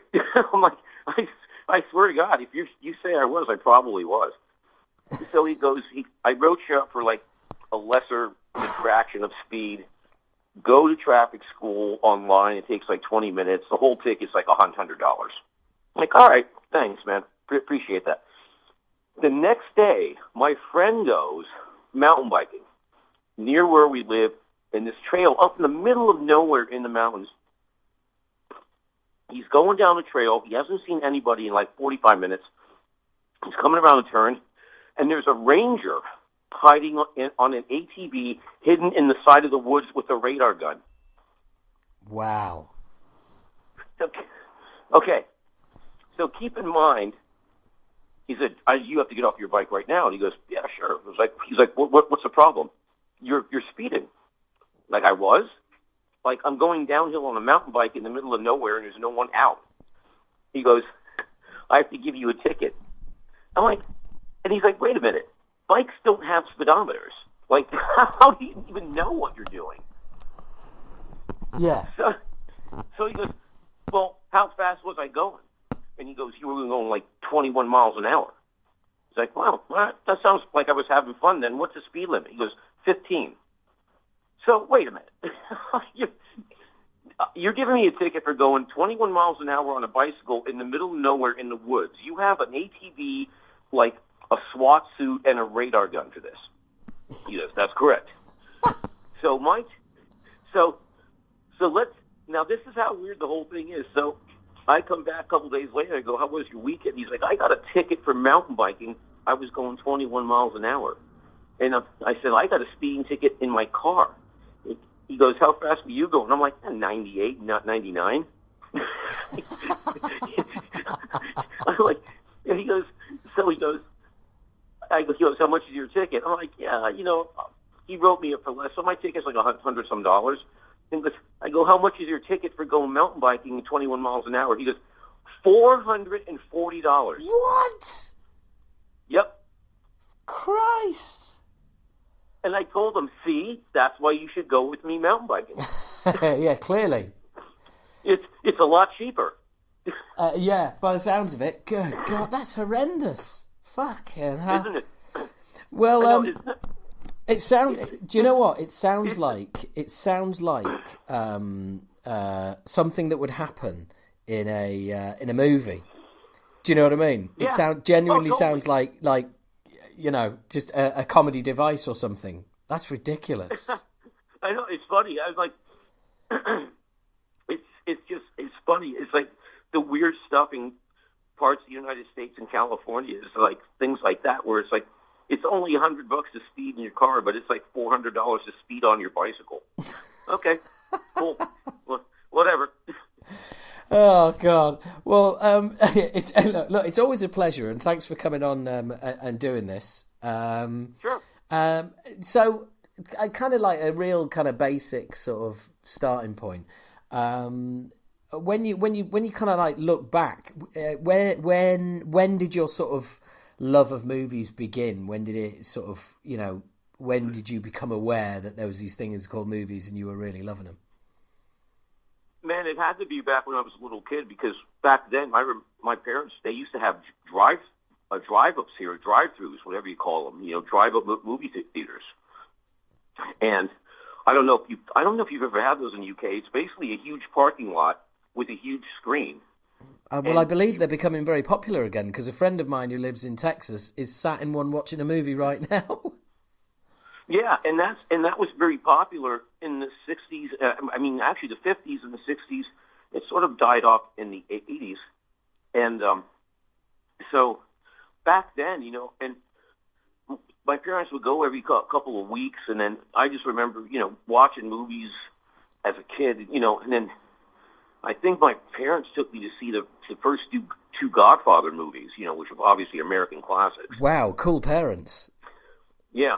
But even after that, it was like a thing where before we had all these streaming services, from between touring and stuff, just for a release on day off, I always used to go just try to find a good movie, just to not sit in your hotel room and just stare at the ceilings, Yeah. No, I've done that a lot with stand up. Often it's like you're on your own. You're not even socializing with anyone.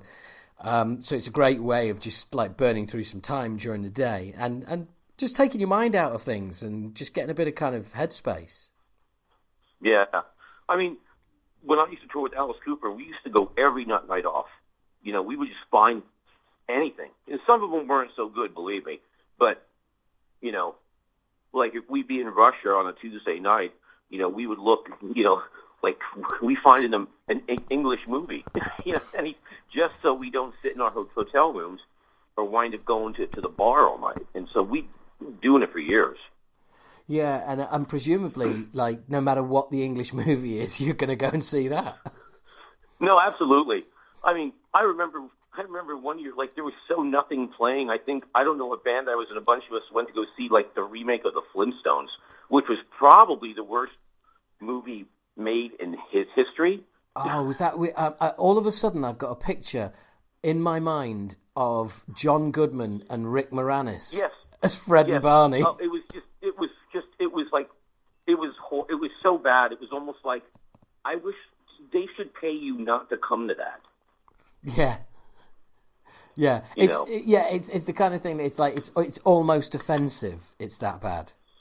It's like, no, it was awful. But that's really when it started. And then, over the years with all the touring and stuff, we always had, like, in the early days, we've always had VHS tapes on the bus, and it turned to DVDs, and then it just turned to like satellite dish and streaming, and so I've always done it. It's just like as opposed to just sitting around and doing nothing. So that's a really good point as well. Is that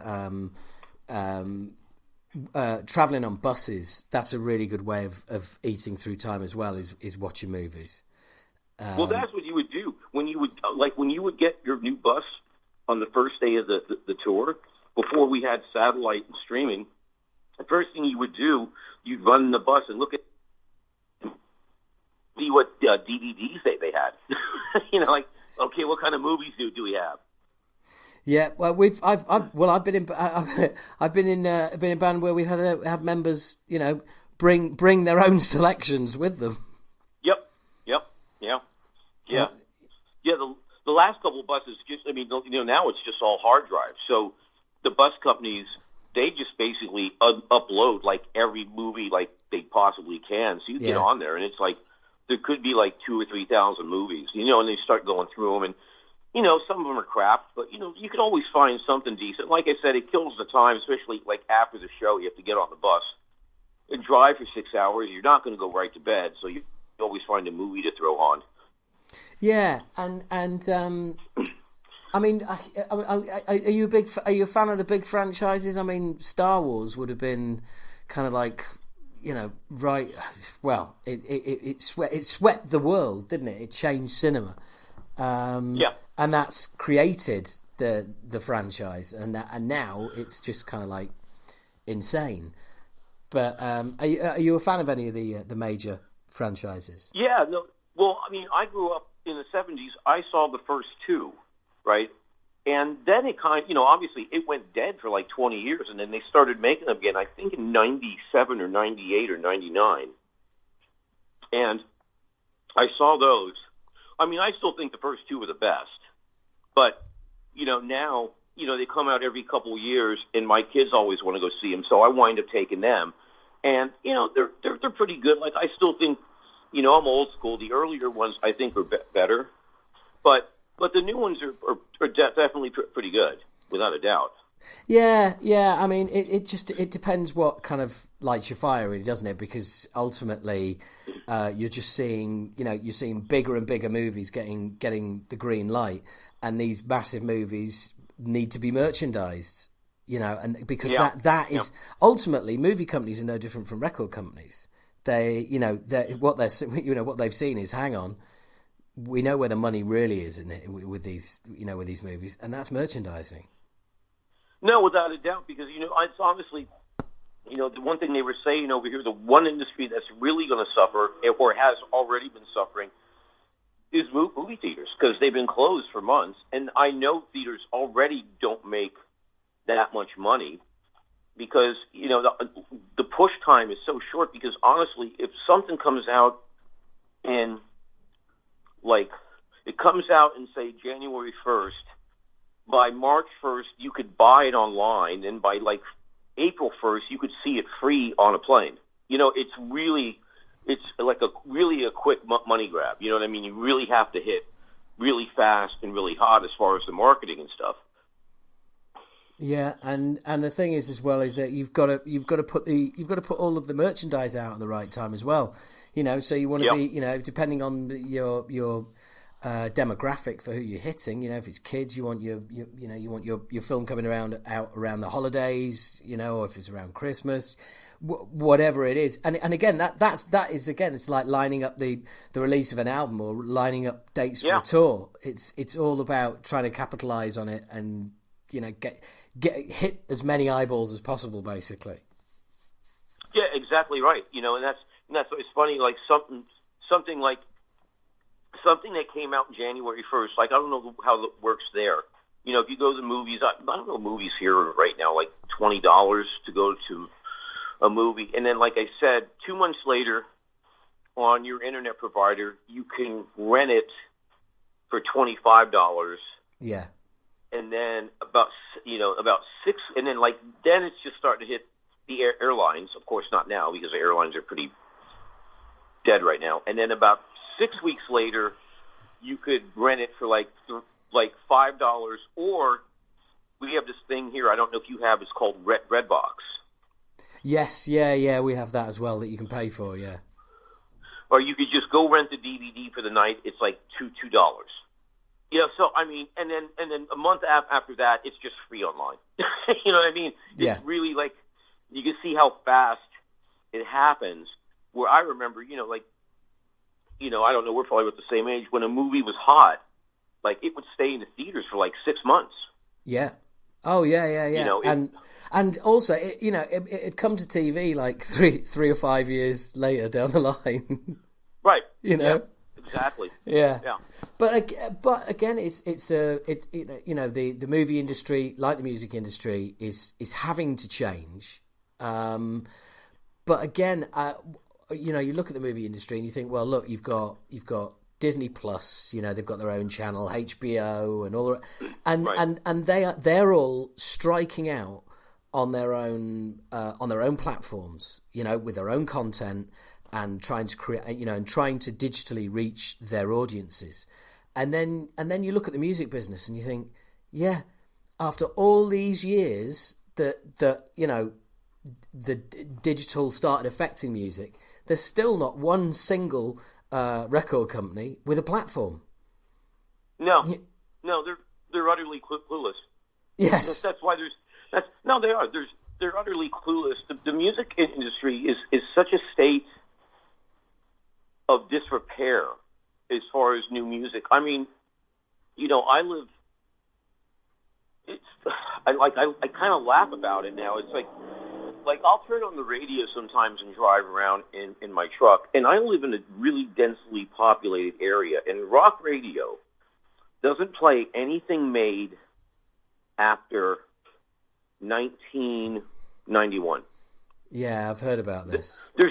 There's no, I mean, it's literally, I crack up because I don't know how many times a day I have to hear Black Dog, Back in Black, Enter Sandman, Sad But True, I Want You to Want Me, some Tom Petty song that I'm sure, like, I fell asleep to, and it's the same. It's literally like a 30-song rotation, and there's nothing after the Metallica Black album.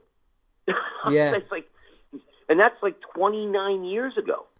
Well, it's funny. I've been hearing this from a lot of friends in the States that music doesn't represent, or at least radio doesn't represent rock at all, and it's just like basically, well, as you've just said, it sounds like just a library of dinosaur hits. Yeah, I mean, it's good for these particular bands because of certain regions of the country, because that's what they're spoon-fed every day. Because a lot of people still drive in their cars, and they might listen to Sirius or whatever, and but they still listen to radio, and they hear the same stuff all over. They grew up with it, and the music scene here, as far as touring, is strictly nostalgic, and there's nothing wrong with that because people enjoy it. But I'm just saying, like, you're not going to hear Rival Sons over here. I mean, yeah, that's right. Well, that's funny. I should not say that, because when I go to Lake Tahoe and I go hang there for a couple of days, they have a station coming out of Reno. I think it's their local radio, and I'll hear stuff like that. They'll play Rival Sons or some other stuff that I'm familiar with only because, like, I go to Europe. And I'll be like, wow, that's really cool. They're not playing Metallica Black Album. Jeez, thanks. Have you ever been on a soundtrack? And I mean, obviously with a project, or a band that you've been in, and alternatively, have you ever actually sort of worked specifically on a soundtrack? No, I think I did some songs. Excuse me, I'm really hoarse today. I did a couple songs years ago. I think I was with Megadeth. We did a couple theme songs for some video games, and it was while we were doing a record, and they had rough ideas of songs, and then we worked with them, and then we recorded them. I don't know if they were ever used or not, but I've also, from a couple of bands I've been, a friend of mine, used to do extreme snowboard movies up in Tahoe, and it was these things where these guys would drop out of helicopters on snowboards in the backcountry and like snowboard like 10 miles down to like the lake, and they needed music, and I gave them music from certain bands. I think it was, might have been Suicidal, I'm not sure, but I've done things like that, but never really did like a whole sound score or anything like that. No. And is that something that would interest you at all? Sure. Yeah. Yeah. Yeah. Sorry. I mean, anything new is like, for example, like I did a session a couple weeks ago. I think after I spoke to you, and a couple guys and some other bands called me about doing a remake of a Montrose song, which was actually a Gamma song. I don't know if you're familiar with that at all. I don't think so. Okay. Ronnie Montrose, he was like, he had Montrose, and then with Sammy Hagar, and then after that, he just had this band Gamma, and then he joined Van Halen a couple years later. But anyway, they were a big regional band around here. They toured the country a lot. Anyway, they called me to do this song to put out and just stream it for fun. And I had to go lay a track in the studio. So I called a studio friend of mine who's got a place here. And this was about a couple weeks ago when still we were in lockdown. I'm like, hey, I got to record a drum track. Can you do it? Do you feel comfortable doing it? And he's like, yeah, come over. We'll both wear masks. I'm like, great. So I went over there. And the song was long. It was like 9 minutes long. And it's with the guy from Machine Head and the singer from Last in Line, Andrew, and I forget who played bass on it. So I went and they had drum set up. I didn't have to take anything. I walked in with a pair of sticks.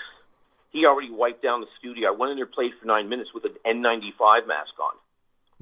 Wow. Which is like, and I'm like, and he took a photo, and I'm laughing at it because I'm just like, he's like, what, you've never done a session in an N95 mask? I'm like, no. It's like, and like, I'm like, oh my God, how do people wear these things all day? Well, we've got to. The law changed as of today. We've got to wear that. If you're on public transport, you've got to wear them. No, absolutely. Oh, I honestly, that would be. I don't know, man. I don't think I'd be going in the tube just yet. Yeah, I'm not rushing into central London on the tube, mate. Don't worry. You know what I mean? I'm like, yeah. You know, I'm already claustrophobic. I don't like that when everything is fine. So going in there wearing a mask for like 20 minutes, half hour, I'm just like, ugh. Oh man, I worked in central London for a bit. I mean, just off Oxford Street, and so I'd commute every day, and some of the conditions, you know, I mean, literally, there's, you know, you wouldn't treat animals like that in the temperatures in the summer day, and there's no aircon, and people just crammed into trains, and yeah, I mean, but again, there is also not going to be the people around because tourism is completely fucked. My sister runs a business in Australia, and she's just got through the all of the directives from the government for her to be able to reopen, and they do bus tours near the Barrier Reef. And her buses hold, really nice. Her buses hold like 24 passengers, and the maximum amount of passengers she's allowed is 6. She's allowed 2 at the front, 2 at the back. Sorry, 2 at the front, 2 in the middle, 2 at the back, and then after the tour, she has to disinfect the whole bus and then start again. So, needless to say, that business is now unsustainable. Yeah, right. Yeah, you know, that's a safe way to do it. Listen, it's like I was just reading a story last night. A writer over here in the United States went on a couple East Coast flights the other day, and, you know, he said one airline was really stringent about everyone's space. When you get off the plane, you get off one row at a time. There's none of this mass running off the plane. And people were cool with it. Now there's this other airline that it was the Wild Wild West. They have people sitting next to each other, you know, this, that, the other thing. You know, people were taking off their masks. So, wow. You know, well, it's how these It's very serious over here. I've got a friend. I was on a Zoom call with a friend of mine in Switzerland and a friend in Germany, and another friend in Belgium, and they were all saying that they all fly quite a lot for their jobs, and they're still flying, but they basically said that everybody's spaced out, and the bigger, and also if they sell a lot of tickets for a plane, they just get a bigger plane. He said so. He was on the 747. Okay. He was on the 747, and it was half full. But as he said, the thing, the knock-on effect is there's going to be less airlines. Flights are going to be more expensive, and that is going to have an impact on everyone's lives. Yep.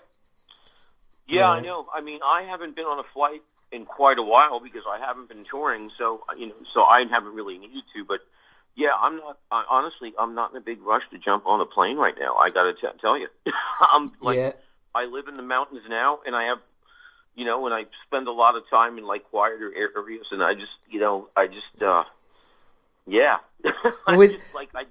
That's why you're saying go on a tube. I'm like, man, that's the last place I would go right now. Yeah, no, I'm not going to be doing that. But it's like we're in our own disaster movie at the moment, really. Yes, absolutely. I totally agree with that. That's what it's. Well, I don't know what you have over there and then about 2 weeks ago, then we have rioting started. Right. So now we have rioting and looting, and then like on Thursday night, I was here with another drummer, and we were just sort of doing a lesson, and he left. And then right after he left, my power went out. I'm like, okay.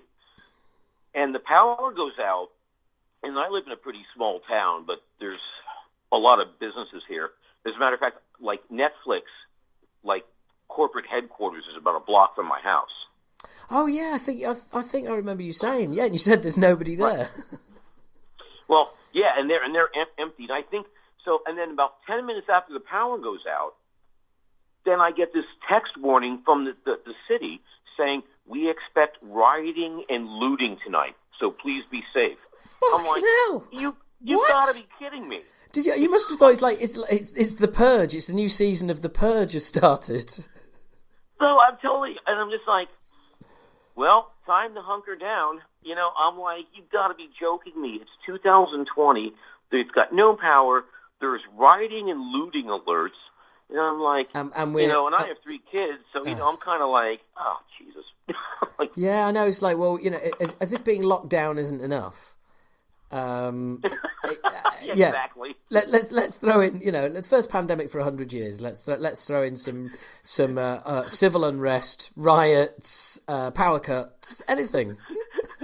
well, no, I was talking to a friend of mine that night. He goes, "What are you doing?" I'm like, "I have no power. There's a rioting, looting alert." And he's like, "Well, did you hear about the asteroid?" And I'm like, "No, but I'm sure it's coming." Yeah. He's like, "Yeah, I think it's going to pass 1 mile from Earth sometime tonight." I'm like, "Of course it is." And well, Jesus, but that is a near miss in asteroid terms, isn't it? Yeah.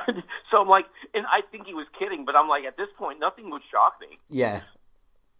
Yeah. So it's rioting, looting, blackouts, and there's an asteroid coming as well. Okay, cool. Yeah. What else? I'm gonna have a beer. Yeah. What else can life can life throw at us? You must be itching to get. The stage of the career you're in at the moment. You've as we talked about before. You've toured extensively throughout your life. Yeah. But I presume that the will to get back out there and still hit the stage is still there though. Yeah, I'd like to go. I mean, I'd like to play some more. But here again, if someone called me today and said, we're going out in 2 weeks, Ooh. And you're going to be in a tour bus every day with 7 or 8 other people, I would have to say no. Yes. Yeah. Well, actually, you'd have to call them an idiot first. That would be your that would be your duty. Yeah. And then there's that. I'm trying to be politically correct.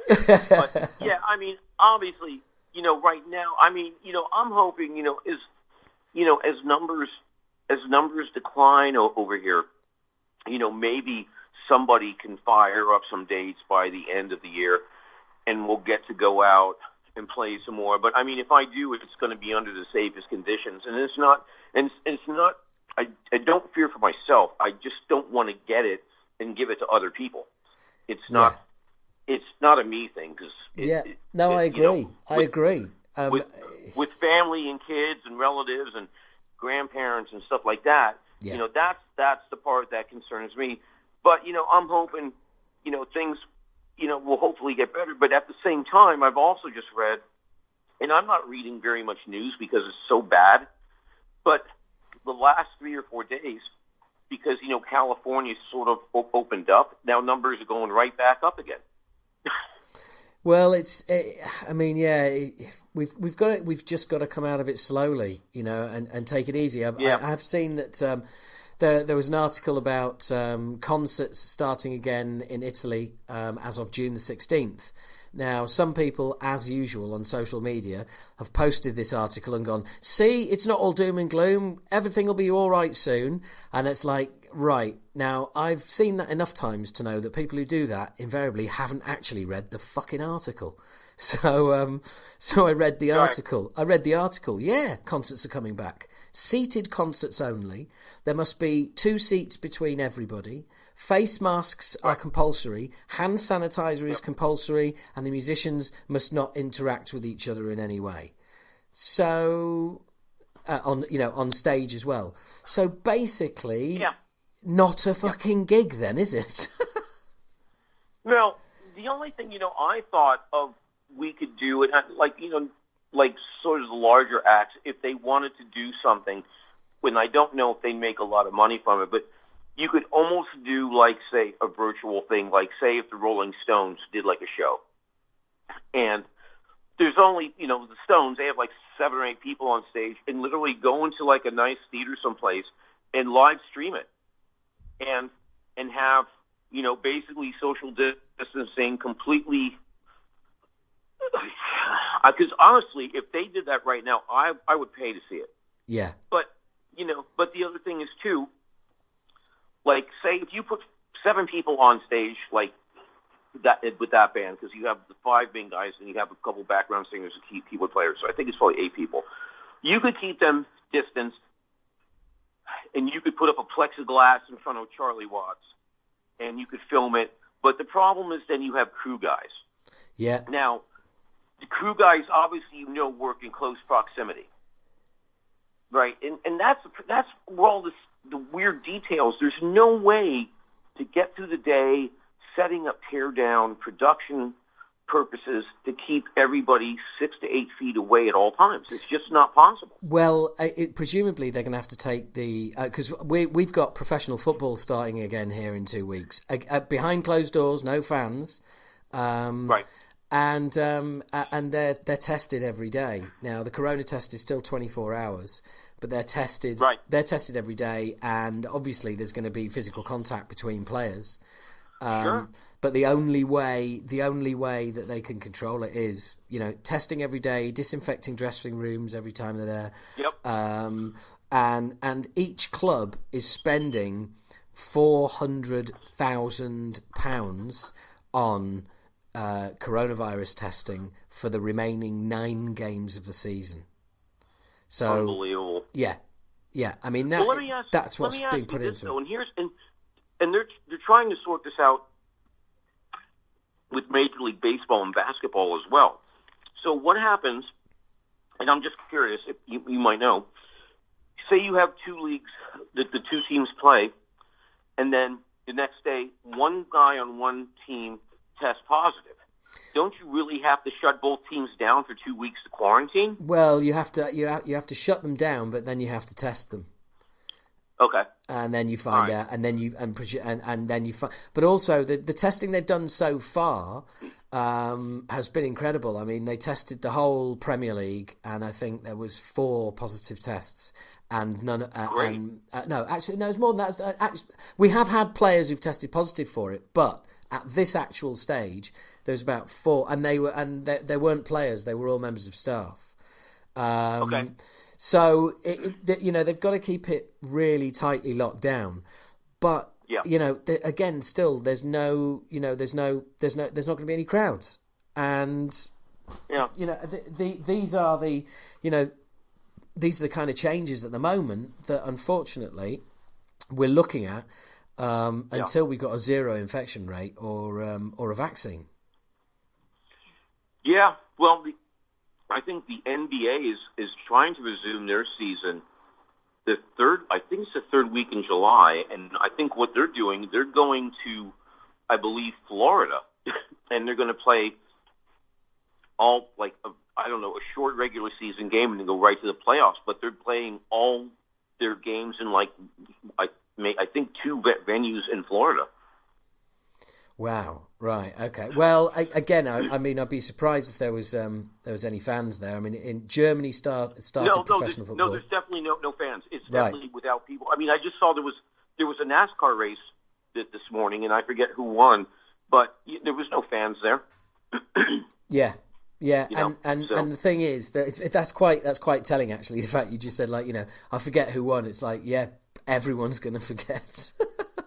Well, I'm not. No. Don't remember. I'm just not a big NASCAR guy, and I remember. I know all their names. I just forget which guy won, and it was so bizarre to see him get out of the car with a COVID mask on, and I'm thinking, you already wear a fire mask, so why do you have that mask on too? And also, who is it that you're trying to not infect while you're in the fucking car on your own? Right. That's. I got to tell you, that's the weirdest thing I see around here. Yes. When I'm out driving, yes, or I'm out riding my road bike, I see people in their cars with the windows up by themselves with a mask on. I'm like, why? Oh, I saw. I saw a guy the other day with the full face mask, like the full plastic face mask, driving a car on his own. Yeah. I was like, dude, what's that for?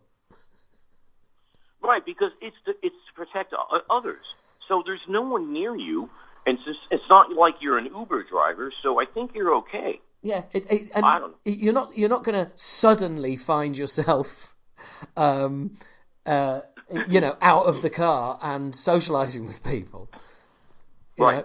So it's really weird. I mean, the weird thing is people are still kind of social distancing here. It's weird. Some people have just given up on it completely, and others are still quite strict. And that's leading to it was bad enough when we were all social distancing. It was a bit awkward, but we all kind of made a thing of it anyway and nodded at each other in a typical British way that we do. Some would say we've been socially distancing for hundreds of years. But you know what we're like. But I know. But now some people are distancing and some people aren't. So it's kind of like you see someone coming and you're just like, right, is this person going to bump into me or try and walk 10 feet around me? Yeah. It's really odd times because people are flooding out and it's almost like they want everything to be all right, and if everybody just behaves like everything's back to normal, and it is, and then you just look at all the restaurants. Yes. Yes, you've hit the nail on the head with that.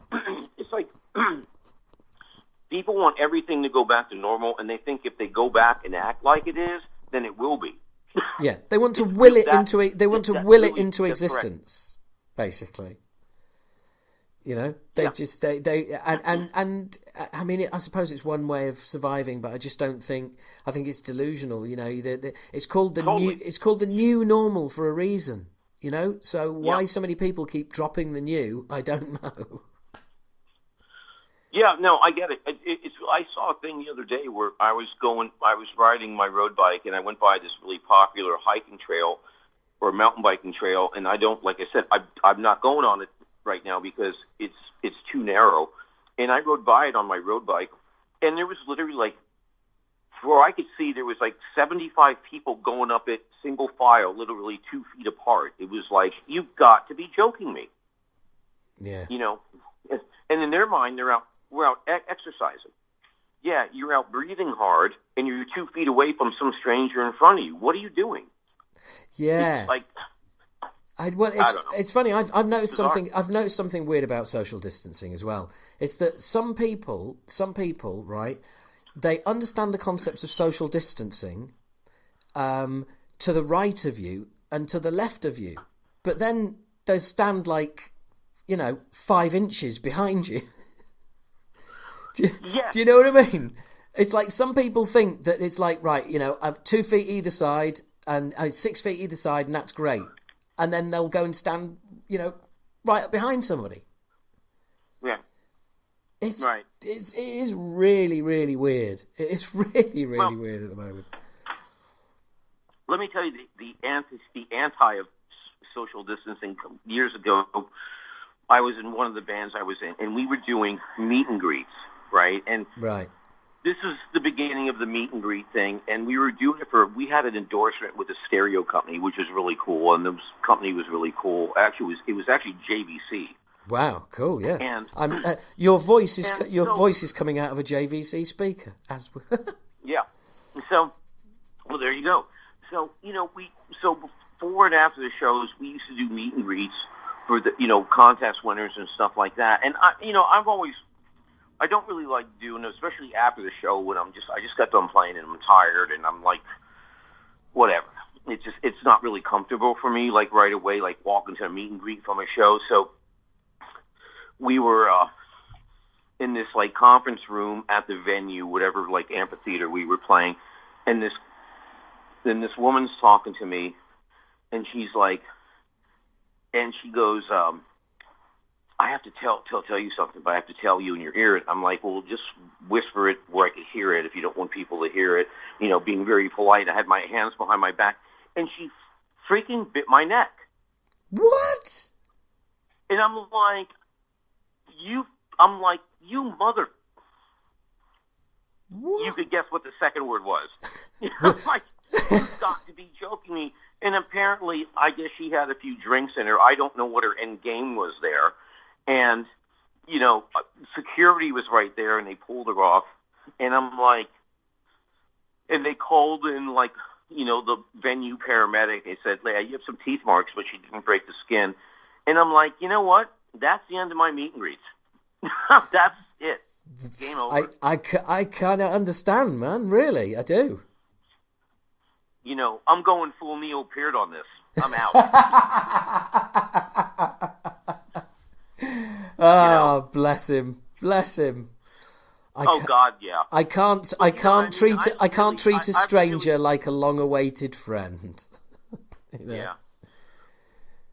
Oh. No, so I'm like, so I've always kind of felt a little uncomfortable with those things. I mean, I'll do them if it's people I know, but I feel really weird it's just been a weird, awkward thing for me to talk. I mean, I like talking to people, but you never know what you're going to get, and that was like the worst case scenario where someone bites you. Well, that's enough to put most people off. But if you're kind of, if you're already predisposed to not particularly kind of, enjoy the experience, then that's all you need, really, isn't it? To never do them again. No, I just, for me, I like doing them. Like, I'll do them out in the street after the show. Just like if I'm getting like a coffee during the day, I love talking to people. I think it's fun. But just right after a show, it's like I need like an hour or two to like not talk to people. Right. But, yeah. And that's why I'm just like, that's like my private time. Is I want to jump in the shower. I want to get some dinner. I don't want to sign stuff. And it was just really weird. I'm like, I can't believe that woman bit me. I'm like, I don't think I want to do these for a while. Yeah. In what other line of work are you coming home and saying that? Oh, jeez. Yeah, I don't want to get bit by a human today. No, really not. Really not.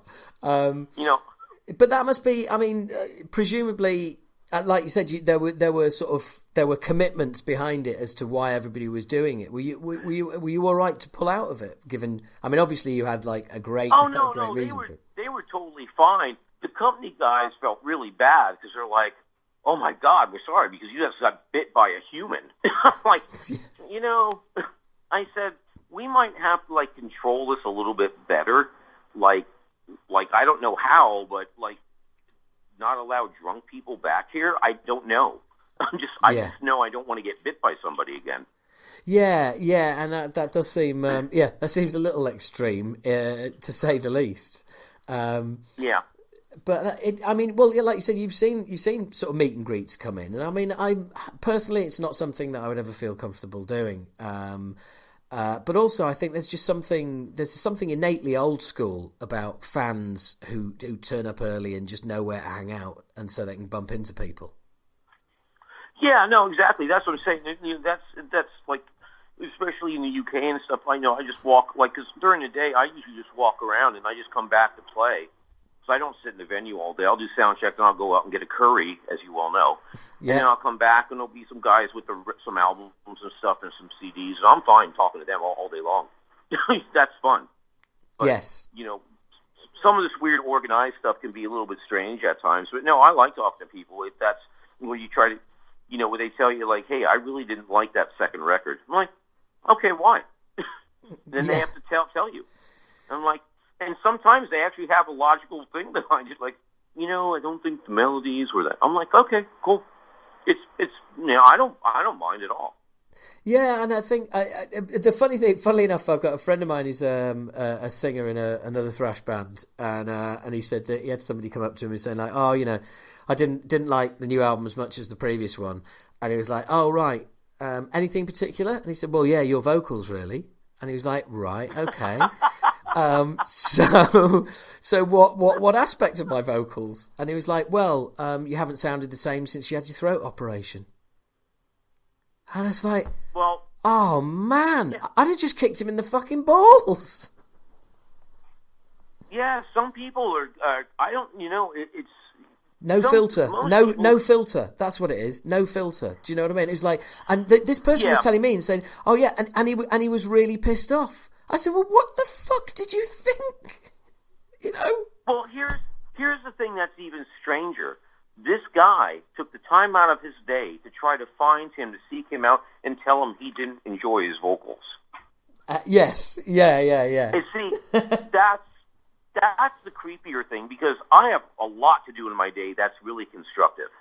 Like, whether it be going to the gym, going bike riding, going snowboarding, going running, going to the beach, I got all this fun stuff that I do. I don't wake up in the morning and go, I can't wait to find some guy in this band and tell him I really didn't like his vocals on their last record. That just does not enter my mind at all. Do you know what? I've just realised do you know what that is? That's actually real life trolling, isn't it?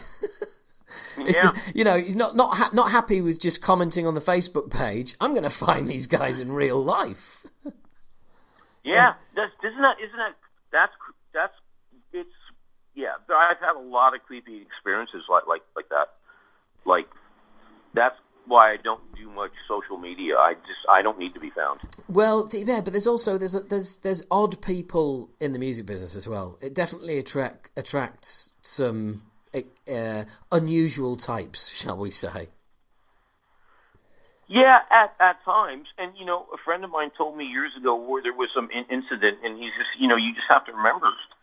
And I think I forget who was a manager. He's like, we had some incident, and he goes, fan is short for fanatic.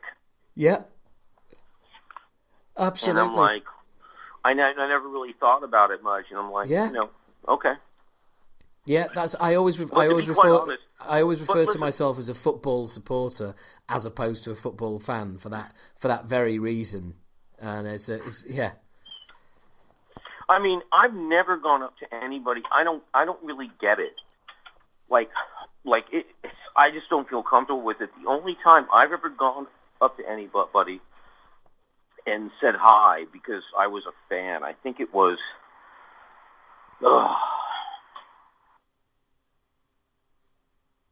It was actually Jimmy Page.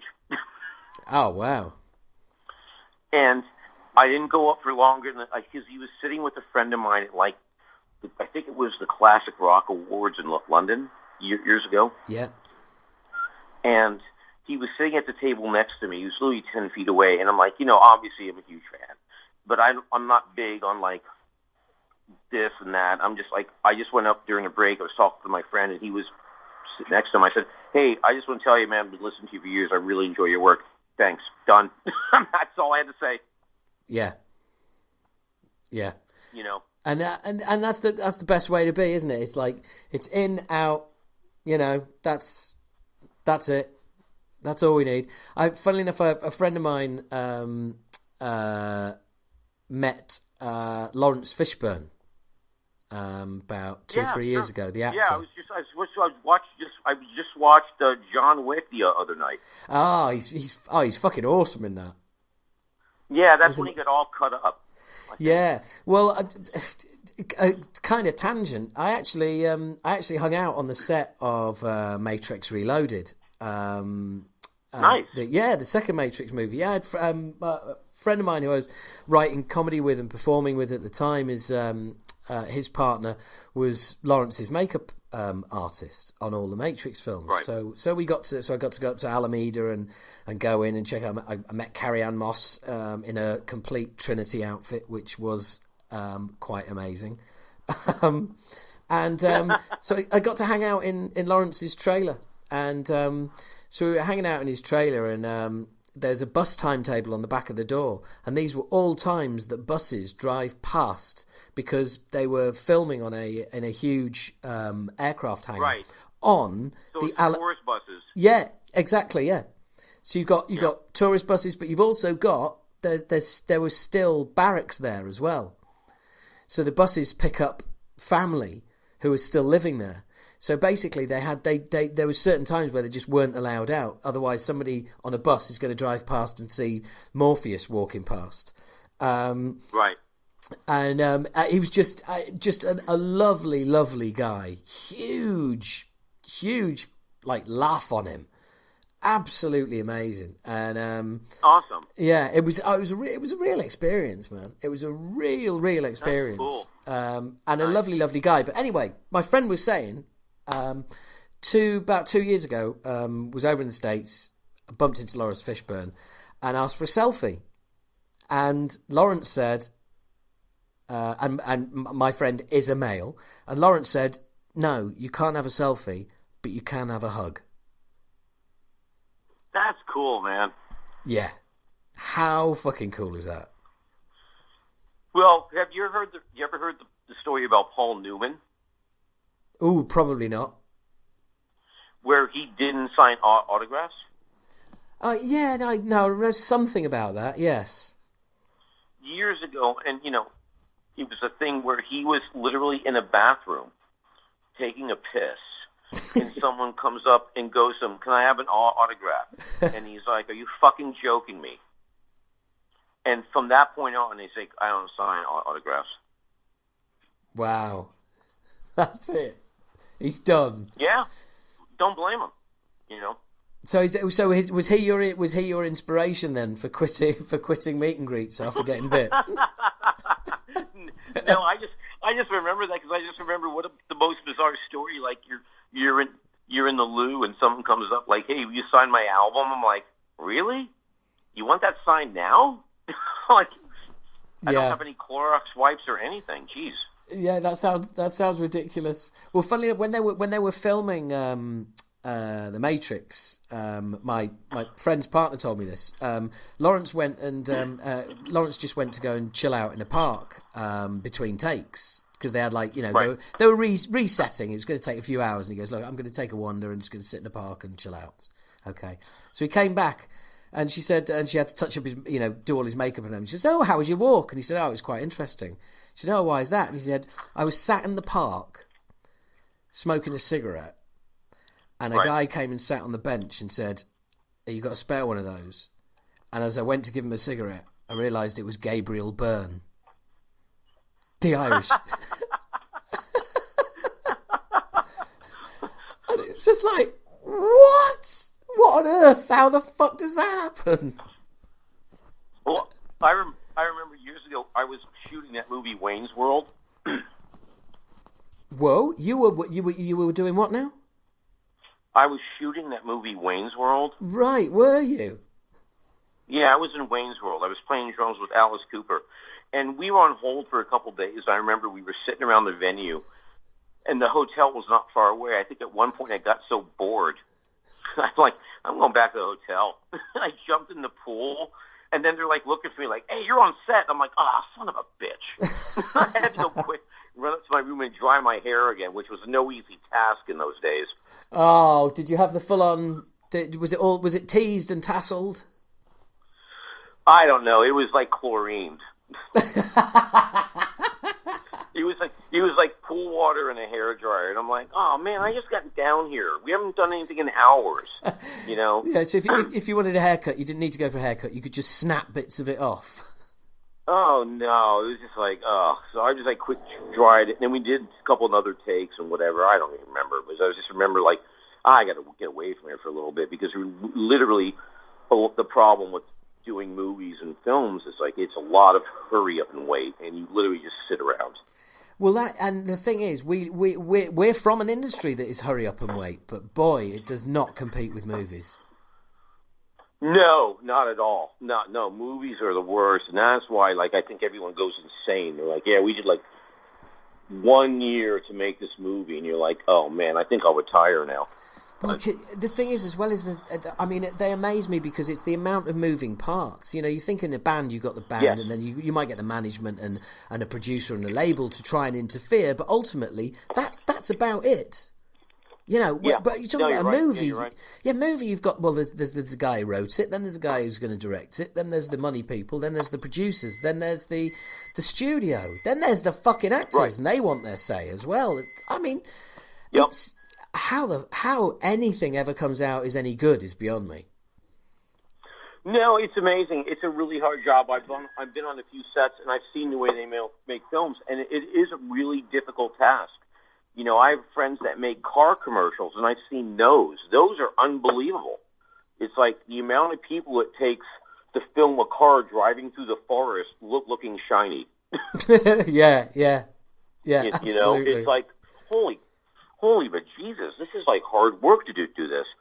Hey, but Howard, listen, I'm going to have to cut you short. I have an appointment I have to go to. Dude, but it was no problem. A lot of fun talking to you as always, and I'm still in search of a San Jose curry. Well, look, man, I'll tell you, I'll if I hear any news, I'll let you know, and if I ever see a Mexican curry, I'll also let you know. But look, man, I could talk to you for days. We'll definitely have to have a beer. Either I'm over there or you're over here. But it's been an absolute pleasure. Know, that's funny. A friend of mine over there I talked to the other day, he's like, I said, I haven't been to London in almost 3 years. He's like, I know. When do you think you can come back? I'm like, who knows? I don't know.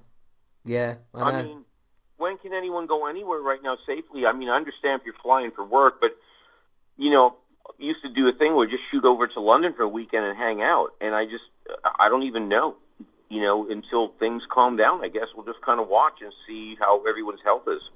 Yeah. Yeah, absolutely. Well, look, you take care, look after the family, and I'll speak to you soon, hopefully. Awesome. Thanks, Howard. You have a nice night. Absolute pleasure, mate. You take care. Cheers. All right. See ya. Cheers. See ya. Bye-bye.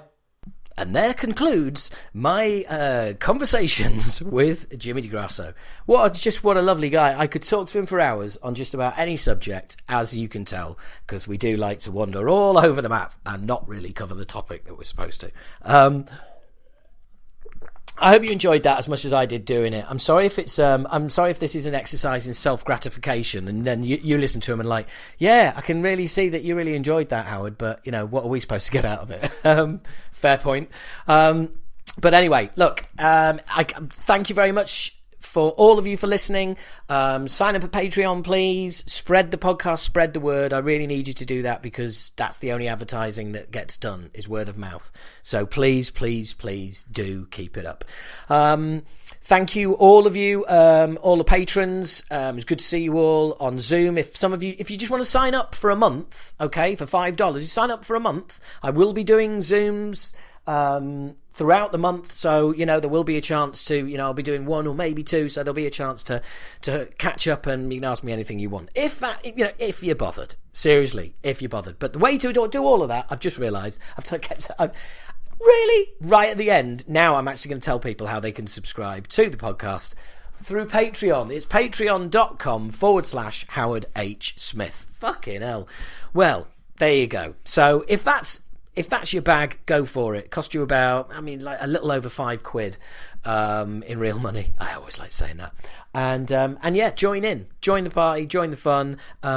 It's really cool. It's yet another app to stick on your phone. It's another form of social media, but it's actually just really cool people on there. And believe you me, there's, Patreon opens up a whole world of artists that you like that are on there that you didn't realise were on there and are doing some really cool shit that is really worth paying for. And I'm just one of them because that's really cool shit that's worth paying for. So please, come on. That's the end of me begging. All stay safe. Hope you're well no matter where you are in the world. Take care. Look after yourselves. And let's get through all of this shit and see you the other side. Okay, take care. Be well. Ta-ra. See you at the end of the month. I won't see you. I'll speak to you at the end of the month.